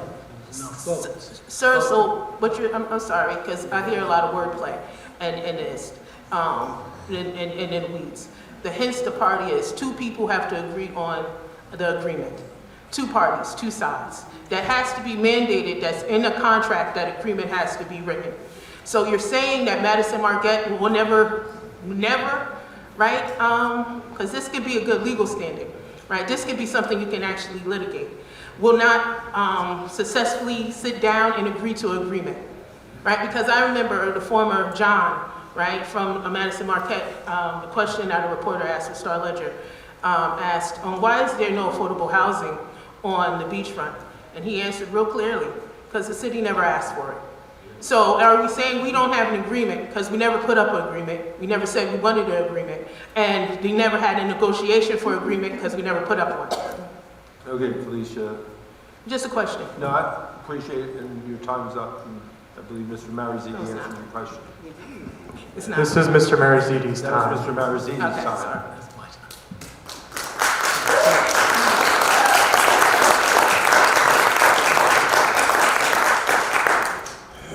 Madison Marquette or Madison Asbury Retail would have to agree and sign the document for it to be binding on them. I have been very frustrated, and I think many people in this room know that, about the difficulty of getting Madison Asbury Retail to accept a grant of $13 million for the Paramount. I am very frustrated with Madison, and I find that even when you want to give them money that is available from the legislature, it's like pulling teeth to get them to sign that document. So I'm not naive enough to think that if we put an agreement in front of them that we like, that they would sign it. I do not agree with that. So you're saying, just for clarity, that, and plus the question is, we've never put an agreement or suggested to sit down and write an agreement. And if we put an agreement in front of them, you're saying that Madison Marquette won't sign it? Correct. That's my belief, yes. Right, inside of your belief, what is fact? Have we ever done it? Well, Yes. I We're going to have to move on. No, Yes. this is a quick question from the lawyer. Yeah, we, Have we put an agreement about the waterfront in the casino We've and the met, Paramount? Felicia, your time's up. I'm That's- trying to tell you, we've met with them and asked to have agreements, and we've been told no.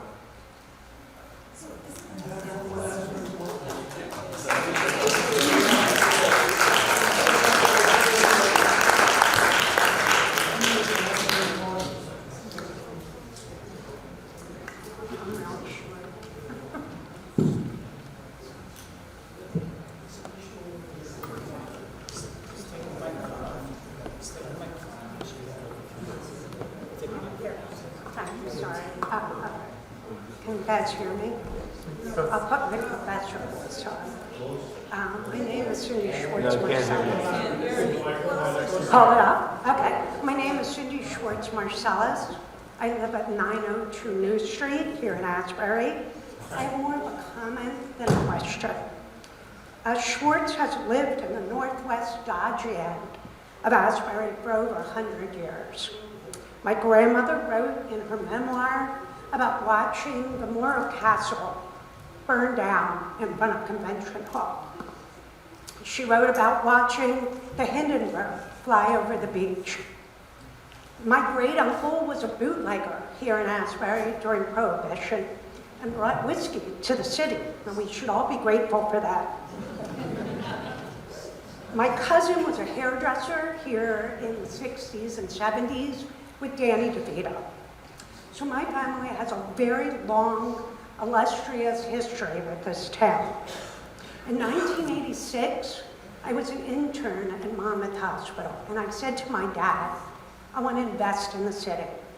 And my dad, an Asbury native, said to me, the city doesn't care about us.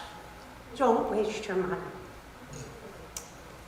Fast forward to 9 years ago today, my husband and I bought a property here in Asbury, and we love it. Oop, my thing moved around. Sorry about that. But my dad, who passed this year, was horrified to see what has happened to the historic structures in this city. My grandfather worked at the casino in the 30s. In fact, he broke his foot pushing a piano from the casino to Convention Hall. And back then, there wasn't any insurance, so it was a bit of a problem. But we still love this town. I'm not a lawyer, I'm just a taxpayer and a resident. I don't really know much about this. But what I do know is that I cannot imagine not fighting and trying to go against what we all believe is important. I understand from what has been said that this is not an easy fight, that Madison and Marquette is not doing their due diligence, nor are they being forthright. But that doesn't stop us from doing everything we can to preserve this city. Do we all agree?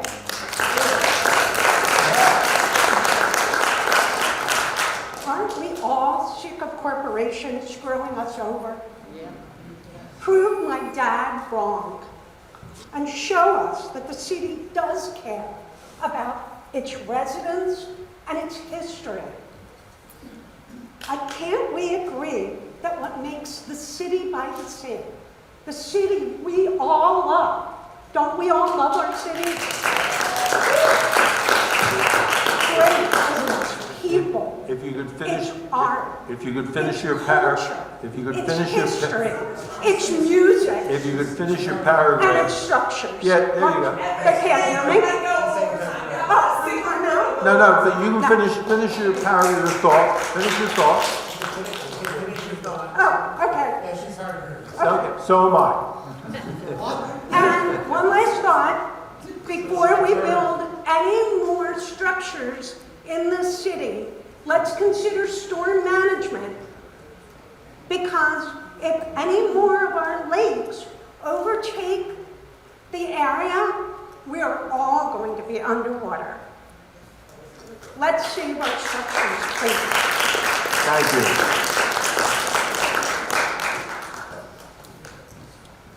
Good evening. My name is Matthew DeSantis. I live at 705 Bond Street in Asbury Park, New Jersey.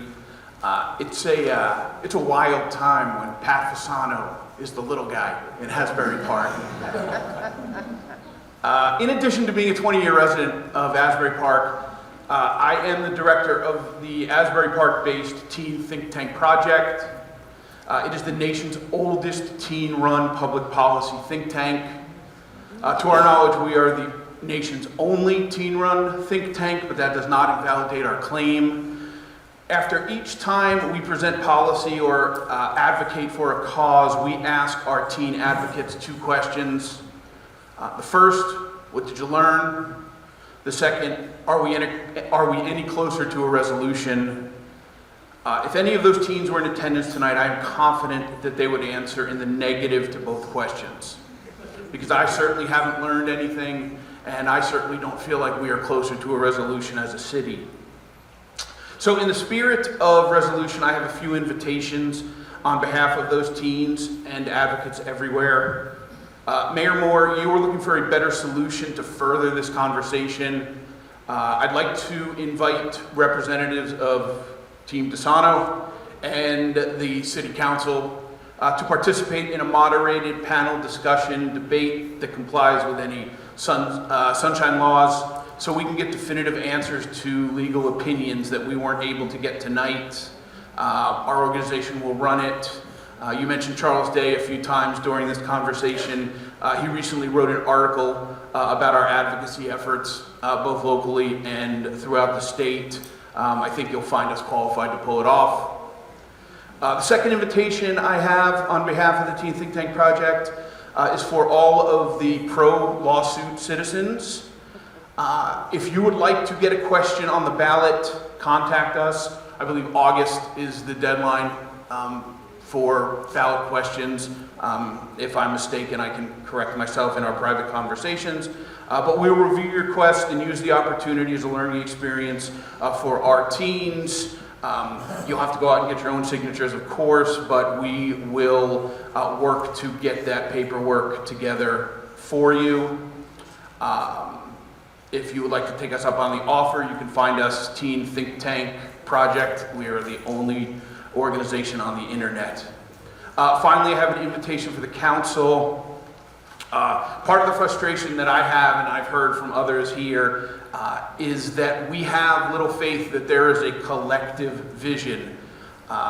So I'm going to assume there are several individual visions. So I invite each of the council members to answer the following question. What is your personal position on the prospect of a lawsuit? Our attorney said that he serves the client, which is you. Would you support a potential lawsuit on this default action if it was viable? Elections are coming in November, and I think it would be a valid topic of conversation amongst voters. Thank you very much. Thank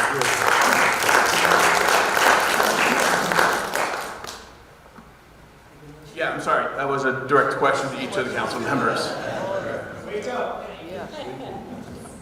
So I'll say a couple words, but I'm going to tell you that ADD has kicked in full force. So I've said this before, and I'm partly saying this to Tommy behind you. I have read every text message. I have read every text message you've sent me, every blog you've written, and every article you've written. Listen, I'm fading, so this is going to be a little all over the place, but I'm going to do the best that I can. And I think you know, and I know, that I'm concerned about the 3.5 agree, you know, where it says agree and then there's no agreement. Now, can you get me past that? Maybe. That's why I'm reading all of your stuff. But that is a major concern for me, personally. And everybody's saying, Sue, one, I hope you've not complained to me about your taxes, but I want to be crystal clear. I make under $100,000 a year. I am struggling to pay the taxes in this town as is. So I am at least cautious before I gamble with all of your monies on a lengthy lawsuit. I'm not saying I won't do it. I'm saying I'm cautious to do it because I make under $100,000 a year and can barely afford my taxes as is. So Just to be to clear, your point, Can you get me to a lawsuit? Yes. Am I there? No. And the other thing that is wildly unpopular is I want to see Convention Hall stop destructing. So what is my main priority over the next few months is tax credits for Madison Marquette to do the work to make Convention Hall stop falling into the water. So can you get me to a lawsuit with the casino? Maybe. But my priority is for Governor Sherrill to give tax credits to Madison Marquette to stop Convention Hall from falling into the water. That is my #1 priority, and I'm just speaking for me. Question still open to the rest of the council? Yes, so I'm going to follow Amy and agree with what she says. I'm not for a lawsuit. I'm not against a lawsuit. I am still gathering information. We are still having conversations with others behind the scenes. And so this is a process. We have to answer to everybody in the city, all 16,000 people. And so this process needs to be very clear in my head before I make that decision. And it's not, not going to kick this can down the road. These are conversations we're having now. And I got to say one more question to your point. The question isn't lawsuit or not lawsuit. There's other options, and I think people talked about it, but one of the options is a sub-developers agreement for that project. And I know people don't want to hear that word, but 2002, 2006, 2007, 2010, it has always called for a sub-developers agreement for the power plant, the casino, and the carousel. And so is there a way to use leverage from this report for those dialogues and those conversations? I think Angela sort of referenced there are things that we have going on behind the scenes that we're not talking about, but the goal would be to avoid a decade worth of litigation and to have a sub-developers agreement with community input that area gets developed. So I'm going to say that. And just so you know, I'm reading your articles. When you called me a good poker player, I thought, well, he's never played poker with me because I'm not a good poker player.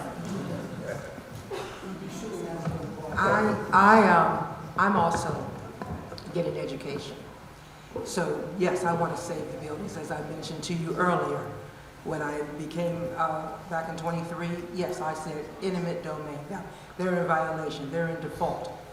But I had to be educated because can the city afford, let's say that we do, we sue. Can we afford to rehab the casino? Is it going to bankrupt the city? Now I heard Mr. Recaro and the other gentleman, you said you have $15 million. So, you know, that's something that maybe we need to listen to. We need to talk to you and see what you can do to help us if we were to go that route. So for me right now, I'm getting education because I have to also, all of you that are here about the buildings, there are others that are not here.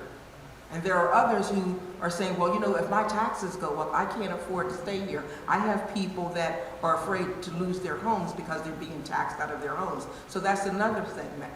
I just don't represent those of you that are here. We represent all of the 16,000 that are here in Asbury Park.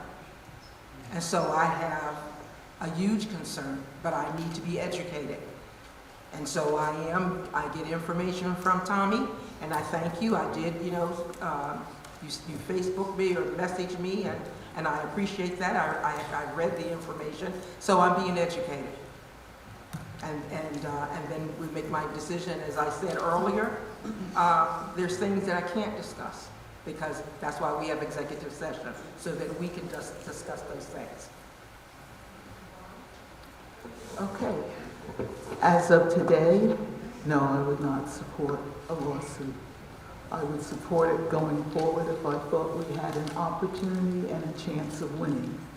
But if it is going to cost people their homes because we'll have to raise the taxes to cover the expenses, I do not believe, I know you mean well, I do not believe that you're going to raise millions and millions of dollars to support a lawsuit. And therefore, if I think that my neighbors are going to have to lose their homes to support a lawsuit for a building that does not have anyone living in it, I'm not going to do it. It's the entranceway to Asbury Park from Ocean Grove. Let's just But knock it down ourselves. if we have an opportunity, and I think that this is something that we can win, and we have the information and knowledge that we don't have today, then yes, I would support it. That's it. Thank you. No, yeah, under the right circumstances, yes, I would support a lawsuit. Right now, I don't think we're there yet, and again, we do have other options going on behind the scenes that we are looking at very seriously. They cannot be divulged because they're confidential, and there's more than one way to skin a cat, so, but under the... John, do you have a timeline on that? We're hoping as soon as possible, but, I know. Sounds like the timeline they use for its construction. Yeah, but again, because it's not just us involved, there's 3 or 4 different parties involved, and they're asking us to keep it strictly confidential. As soon as we find out. You feel optimistic about it? More optimistic than pessimistic about it. And they were hoping to have this solved by now, and something happened where it's not solved. So could happen tomorrow, it could never happen. We have no idea. But we are looking at other options. But if that doesn't come through, and under the circumstances, and I'll go on record, everybody donate to Henry and Chuck. John Moore says donate to Henry and Chuck so they can raise 15 million. With your support, I can't go to rich people as Chuck Lott, but if the city supports a group that would... But you can use my name. Just raised $15 million. Okay, Henry, give me his email. But Okay, yes, sir. thank you very much. Okay, thank you. Just be clear, the suit falls is Asbury Park, it's not Madison Marquette. From the 2002. Well, that's in question, Dan. Who we would sue? Asbury Park or Asbury Madison Park, Park? Okay. it's clear, black and white. Well, you don't have me at that yet either. You don't have me at that yet either. You can But talk the about it with me, but you don't have me at that yet either. 2007 says if you don't do that agreement, Asbury Park, it says it right there, black and white, Asbury Partners is still subject. His whole point. Madison Marquette his whole owns the point- buildings, not Asbury Park. It doesn't matter. The agreement you said, you wrote, the council wrote, said Asbury Partners is subject under 2002. It goes back to them. Okay, Mr. Mr. DeSantis, Marzini been is waiting all saying, night to talk. because it says agree, they're not obligated. But that's who you sue. We're going to affect the tax credits. You ready? Yeah. Okay.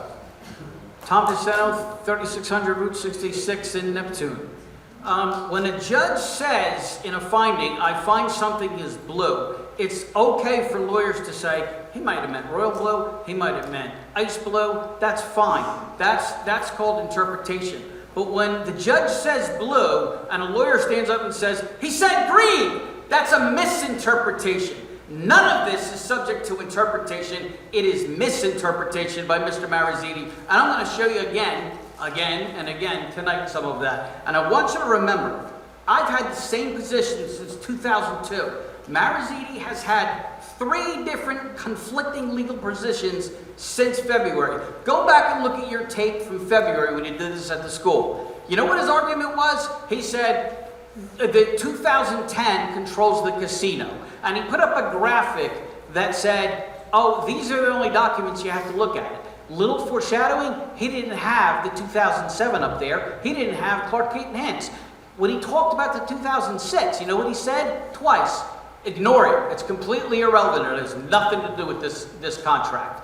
Okay, so that was his position then. So then we get Judge Solomon's decision, which says not only is the 2002 agreement covering the casino, under the 2002 agreement, we can take it back upon a default.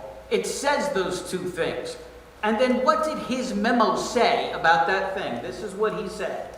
Joe said that Solomon concluded the Asbury Partners nevertheless remained obligated under the 2002 agreement, but that this obligation only applied to the casino, right? We agree on that. Then he says, therefore, the extraordinary take-back remedy is no longer available to the city because it was only included as a potential remedy in the 2002 agreement with Asbury Partners. It was not included in the 2010. No kidding, Sherlock! That's what Solomon told you. It's not in the 2010. why did you tell the media, and why did you put in the mayor's mouth that Solomon said that the 2010 controls? He said it's the 2002. Then Mr. Starkey thinks that I'm not very bright, like I really bought the fact that he was only holding the report because he was going to redact it. He was holding it because Joe Baraziti panicked when he saw the first report that said I was right, and he starts sending documents to the judge, and he wants him to change his mind. He sends him to 2006, and Starkey wouldn't allow him or anybody else who did it to include me on that. Because if you sent it to 2006, I would have sent the 2007. It's an amendment to the 2006. How do you not send the 2007 and not the 2006?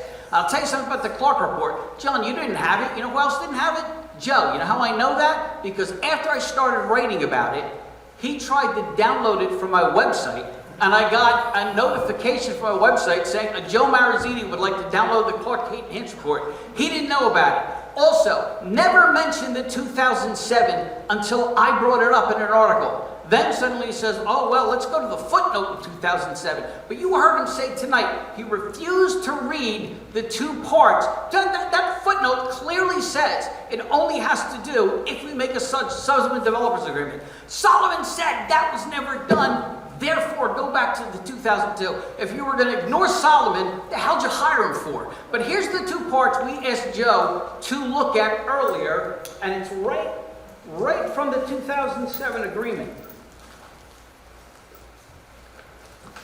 Tom, Yeah?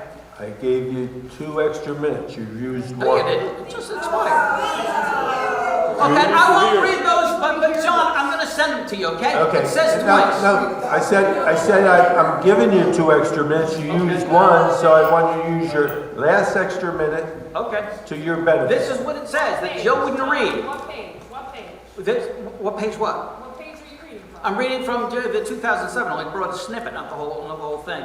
It's towards the bottom. This is what it says. Master developer shall remain liable to complete the scope of work which is annexed as Exhibit B attached here too. Then it goes on to say some more words, and it says, until such subsequent developers agreement is entered into, which Solomon said never happened, developer shall remain responsible for the obligations set forth in the scope of work annexed as Exhibit B to this estoppel certificate. Joe refused to read that tonight. Ask yourself why. Because he doesn't want to admit that that's the controlling language, not that footnote. He doesn't want to admit that. And Amy, you just said something tonight, you dropped the challenge. You said, and you said it to me before, you said, prove to me we accepted Clark Caton Hinch. I have given you. No, I did not say prove to me. No, don't put words in my mouth. I'm sorry, what did you say? I acknowledge we accept it. I acknowledge it has obligations. Where you're losing me is there's no agreement agreeing to it. Okay. The 3.5 says you got to do this report. They do the report, they give the report, and then the report disappears. So, wait, just pause his time a minute, or unless that's mine. So you know what we do? Tom, you know what we do? We call Jimmy Hearn, who's sitting on the beach somewhere, and we say, do you remember this report? And then we call Clark Caton Hinch, and we say, do you remember doing this report? Do you remember what the outcome for this report was supposed to be? Of course, nobody remembers anything, right? Because it's 20-some years ago. I think I've discussed this with you before. It's hard for me to see where the city of Asbury Park in 2004 agreed to this report. Now I know you say it's by assent. I'm a legal services attorney. I'm not a contract attorney. You could be correct on that. But where you lose me is I see it literally, Tommy, disappears.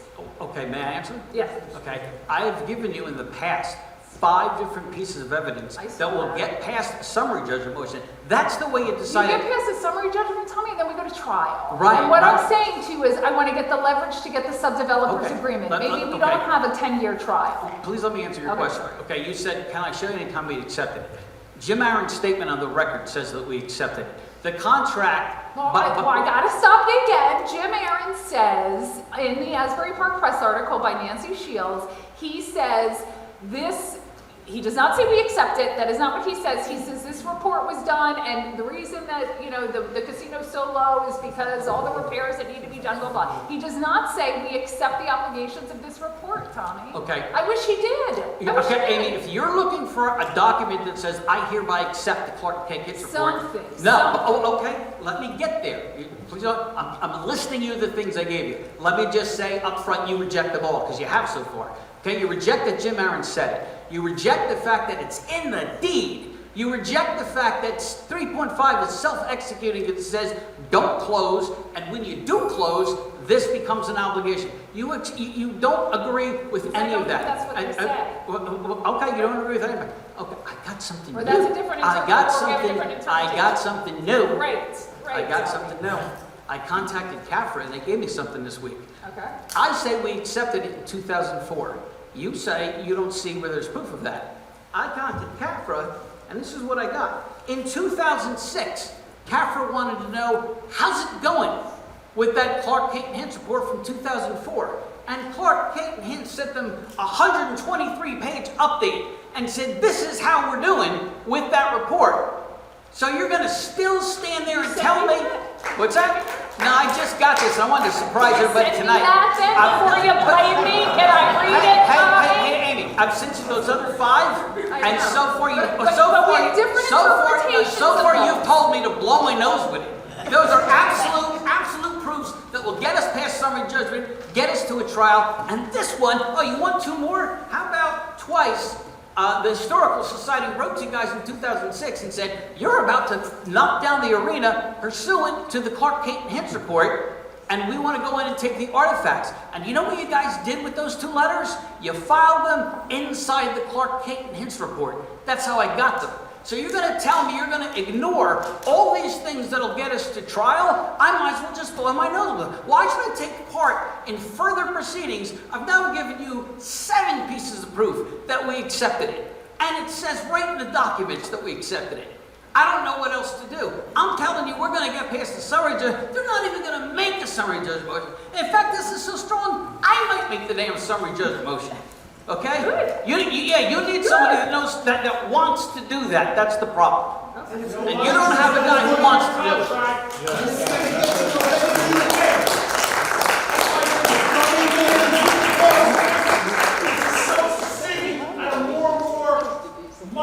Asbury Partners will put the screws on M&M. Thank you for the time.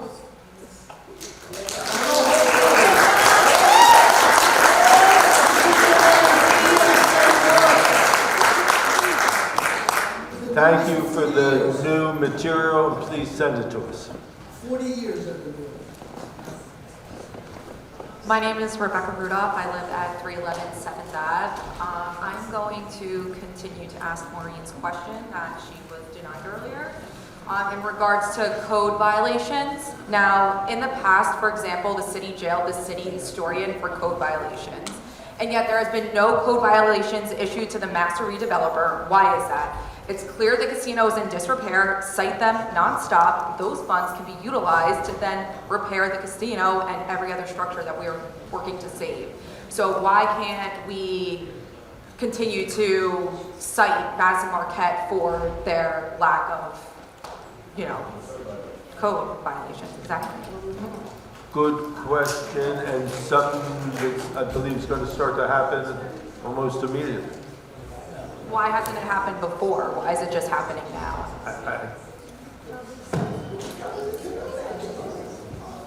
They have been given code violations in convention hall and other places, but again, this is something we have talked about at those exact, and we're under the same impression you are. It should have been done and will be done. Is it actively being done now? How much are they being fined? I'm sorry. Are you able to I can't hear with everybody talking back. I can't. Can you hear me? Yes. Okay. How much are they being fined each time they are neglecting the contracts that they have here with us? What are they being fined, and where are those funds going towards? You're talking about These code violations, yes. Aren't they being cited and fined? Yes, if they got code violations or fines, they go to court. I mean, have we hit them with a ton of them? No. Because, I get a parking ticket and I might lose my license. okay, you can get up to the microphone. Okay. Oh, thank you. But good point, came up, gonna start. You're an 800-pound gorilla, use it.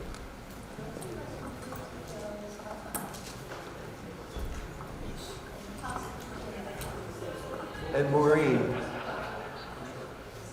excuse me 1 second, sir. When I said no, Adam, the city manager, was going to go pull you down to the side and talk to you about it. So if you want to talk to Adam after the meeting, the city manager, about the code fines, where's the other young lady? The city manager will talk to you about it after the meeting. Adam, raise your hand. Okay.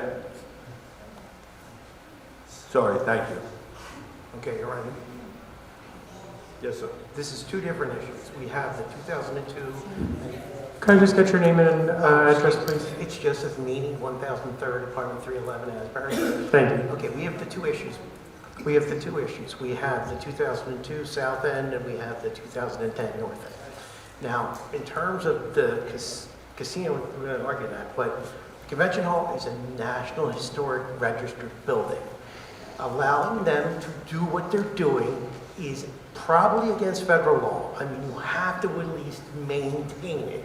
There's no way and they bought it knowing that. It was declared in 76. So they bought it knowing it, and they didn't maintain it.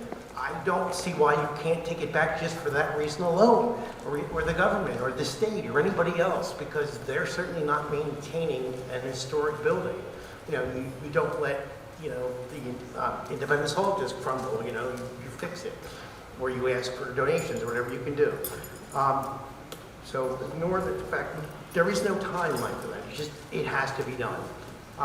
I'd like to request from everybody for the town, some kind of map of Madison Market, retail and Asbury Partners and this and that, because some of the new developers are sneaking in and they're just sub-developers of the sub-developers of Madison Market. Madison Market sold their retail thing, that the retail sold the retail to somebody else so that they could, bow away from that.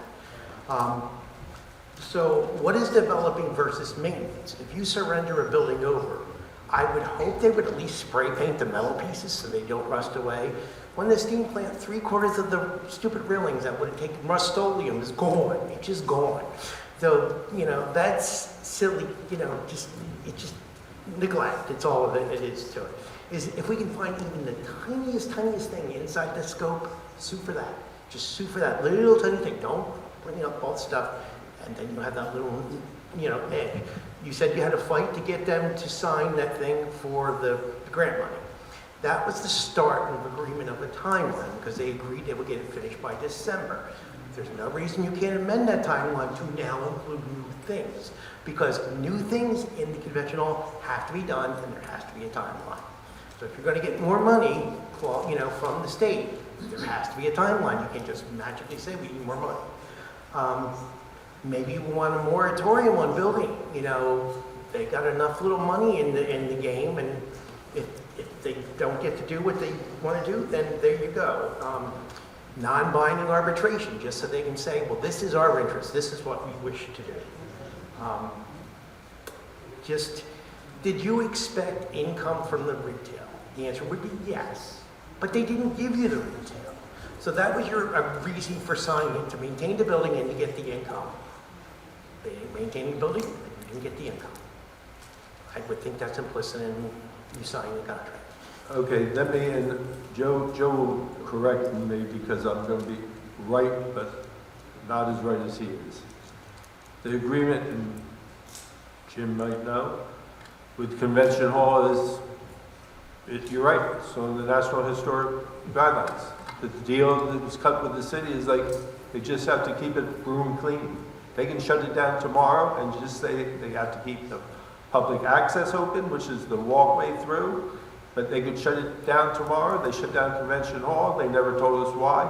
We shut down the Paramount because they had a tarp with an electrical sump pump while people were watching, shows, and like we caught that and we shut them down. Now, so believe me, and the only hope we have there is SHPO is involved, and we're trying to get SHPO to step to the plate to give us some more backbone and leverage. As much as everybody's saying like, hey, we're not doing our jobs, SHPO's been reluctant to help us force them to do anything, which they can. And then as far as the $13 million for the Paramount, we can't make them change anything, because to get that job through the state, and it's with COVID money, so that's why it has to be done by December 31st of 26, because if not, the president's taking it all back. Specifically, it had to be what was going to be done, A, B, C, D, and E, and we can't go from A, B, Y, K, E. I mean, so that can't be changed. But as far as like Convention Hall, they can shut it down totally tomorrow, and they will not be in breaking any law. Joe, correct me if I'm wrong. Yeah, you know, the mayor, many things, I couldn't agree more with most of everything you said. Actually, we did send a notice of default to Madison Asbury Retail about Convention Hall, probably in 2002 or 3. We got back a letter. The notice of default was to say that they were not maintaining Convention Hall. They responded that by saying, all they have to do is sweep it. That's exactly the position they took. That's their argument. They got a definition from the dictionary of maintain, and that was their position. It's about an 8-page letter with many statements as ridiculous as that. That's the problem in dealing with Madison Retail. You're absolutely right about the fact that Convention Hall is on the National Register of Historic Sites and the State Register of Historic Sites. And in addition to that, as the mayor mentioned, there is a preservation easement with the State Office of Historic Preservation. And that gives the SHPO, State Historic Preservation Office, the opportunity to enforce that. We had a meeting with SHPO. We asked them to step in and take the lead on that because they have the financial wherewithal to do it. What they said at that time was there's applications pending by Madison for historic preservation grants. And they were working through that process at that time. Fast forward, we're now at the point where the review of the tax credits, the so-called CAFE, Cultural Affairs Facility Expansion Program that Governor Murphy put into place, that process of that tax credit application is being, we hear, finalized at EDA. Wrapped into that are the historic preservation grants as well. So if they get that, it will cover the historic preservation grants and the CAFE project. That's the position that SHPO has taken, that they're working through on that process. If they don't get those grants, and tax credits, I should say, and I agree with the statement that if they don't, there's a real serious problem with the ability to keep those buildings. I'm talking now about the North End, Convention Hall, Grand Arcade, and Paramount Theater. If they don't get those tax credits in a few months, there's very great concern that those buildings will deteriorate. What is the next move? The next move is to pressure the state, if that happens, to take the preservation easement and make it effectively enforced against Madison. The state can do that. And that's the next step waiting in the wings with respect to Convention Hall. Get a televised press conference down there calling it a national emergency. Get attention on this. You've got to hide your light under a bushel. We're No, meeting with get the press EDA there. to get that money. Get Dude, we the spent all press. our time trying to get Call the money. Cheryl, call Mikey I Cheryl have every called day. Cheryl and Vinco Paul, as have we all.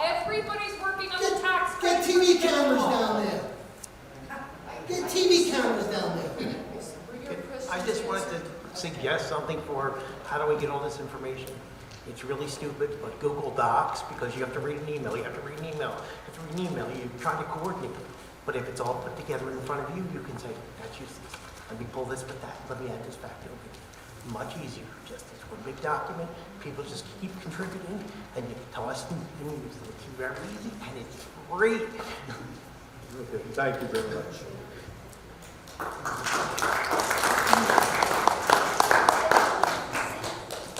Hi, Regina Flimlin. My husband Enrique Nuevo and I lived in Asbury for over 20 years, got married here 23 years ago, and 506 8th Avenue. And so tonight was quite insightful, and I concur that the city seems to be kind of taking in information, doing things they need to do behind the scenes and keep things moving. It seemed a little disappointing to hear the lack of commitment to move forward if there's a financial implication. So my few questions are, do we have a director of marketing or public relations for the city of Asbury Park? Yes or no? No. No. Okay, so that seems to be one of the problems, because since we don't have somebody in that position that could be spearheading the information that's coming to us through various reports and getting it outward to various networks to get the swell of community support throughout the state and I think the country, which might help with the financial implications that we're all so concerned about as taxpayers. When you think of Jacqueline Onassis saving Grand Central, which was slated for demolition by a big developer, and she got on the board, and before you knew it, things shifted, and it went all the way to the Supreme Court. It went to the Supreme Court, and look at Grand Central today. And I believe the vision that we have as a community is these are our Grand Centrals. Same architect. Oh, here you go, same architect. My daughter's an architect. You think I'd know that? Nope, right over the head. But see, so you have these gems in the making. You have a well of community support, but what you don't have is a strategy and a plan to get out to the public, to bring the money forward so you too can feel confident that you're not impinging on us, the taxpayers, and you have something to go with. That is my suggestion, and I'm willing to help in any way I can. Thank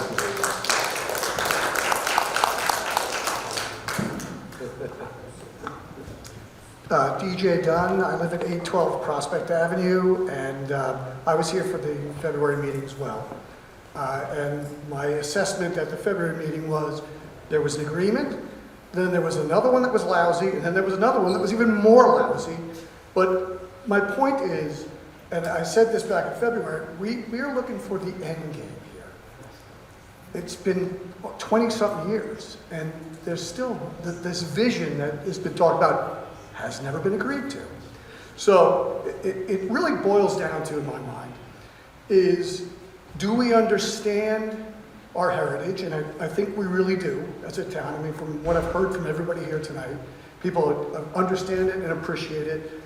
Do we respect it, and will we protect our heritage? And it reminds me of a story, a true story that I heard earlier this year. Part of our heritage here over the years was Palace Amusements. One of many buildings that had to be torn down. I'm not questioning any of that, I wasn't here then. But in that building was a very famous Ferris wheel that you could see. Correct. That Ferris wheel was built over 150 years ago in a town in Pennsylvania. Earlier this year, they erected that Ferris wheel. They bought it back and erected it on the riverfront in the town of Phoenixville because their heritage was steelwork. And they're proud of that heritage. And I'm sure that took courage and bravery from a lot of people in that town. I don't know what legal implications there were, but clearly I'm sure there were some. My point is, I think what you've heard tonight more than anything else is we're asking you to exhibit some of that courage to go step out of the box, I hate that phrase. And I would say to Mr. Mariziti, take him at his word. He has given his best advice to the city. What I think we're asking you to do is to say, thank you, Mr. Marzini, but we're going to try some other things first. And it sounds like you are behind the scenes. I hope that's the case. But I think the end game is, like I said back in February, $13 million for what? Are we going to see shows in the Paramount this year? And everybody shook their head no. We want these buildings not only to be preserved, we want to use them again. We want to live with them again. We want to be proud to show them to our families that come to visit us. And I think that can be done, but it's going to take a lot of courage and hopefully no more legalese. That's all I got to say. Thank you. Thank you. Anybody else like to be heard? Move to close. All in favor? Public participation is now closed. Wait a second, we got one more. Oh, no, I was just saying aye. I was seconding from the audience. We're tired.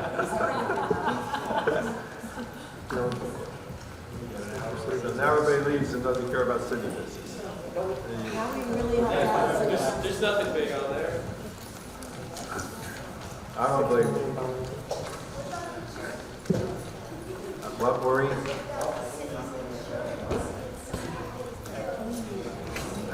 Maureen, I can't hear a word. Matthew, what about the city's insurance, and is the city considering potential insurance obligations of somebody getting hit by a piece of the building? Right, Maureen? Is that what we're...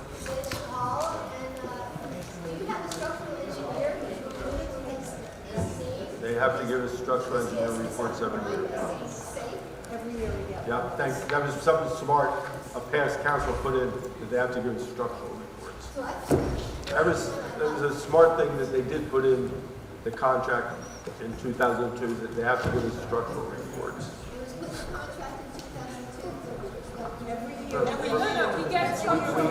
We get it. For a convention hall, I don't know about the casino. No. The casino. Yeah. Yes. The minutes?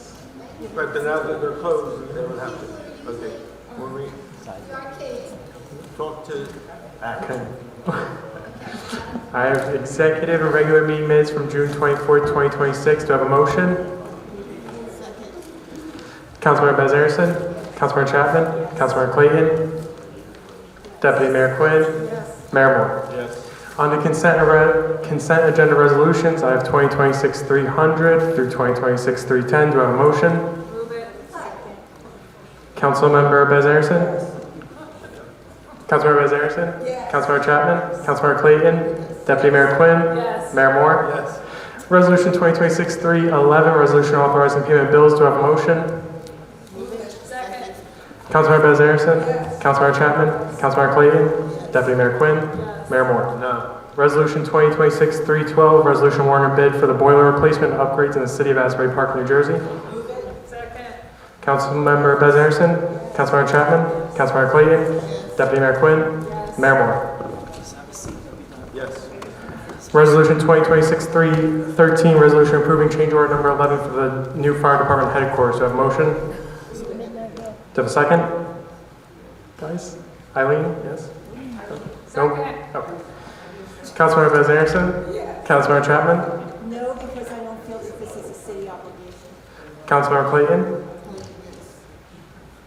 Deputy Mayor Quinn? Yes. Mayor Moore? Fire department floors. Change order 11. Yes. Okay. Resolution 2026-314, resolution authorizing appointment to the Sunset Lake Commission, Lori Balbo. Move it. Second. Councilmember Bez Anderson? Councilmember Chapman? Councilmember Clayton? Yes. Deputy Mayor Quinn? Yes. Mayor Moore? Yes. Second reading ordinances, 2026-10, bond ordinance providing for the various capital improvements and acquisition of various capital equipment, appropriating $3,800,450,000, therefore, and authorizing the issuance of $3,616,377 bonds and notes to finance a portion of the cost thereof, authorized in by the City of Asbury Park, County of Monmouth, New Jersey.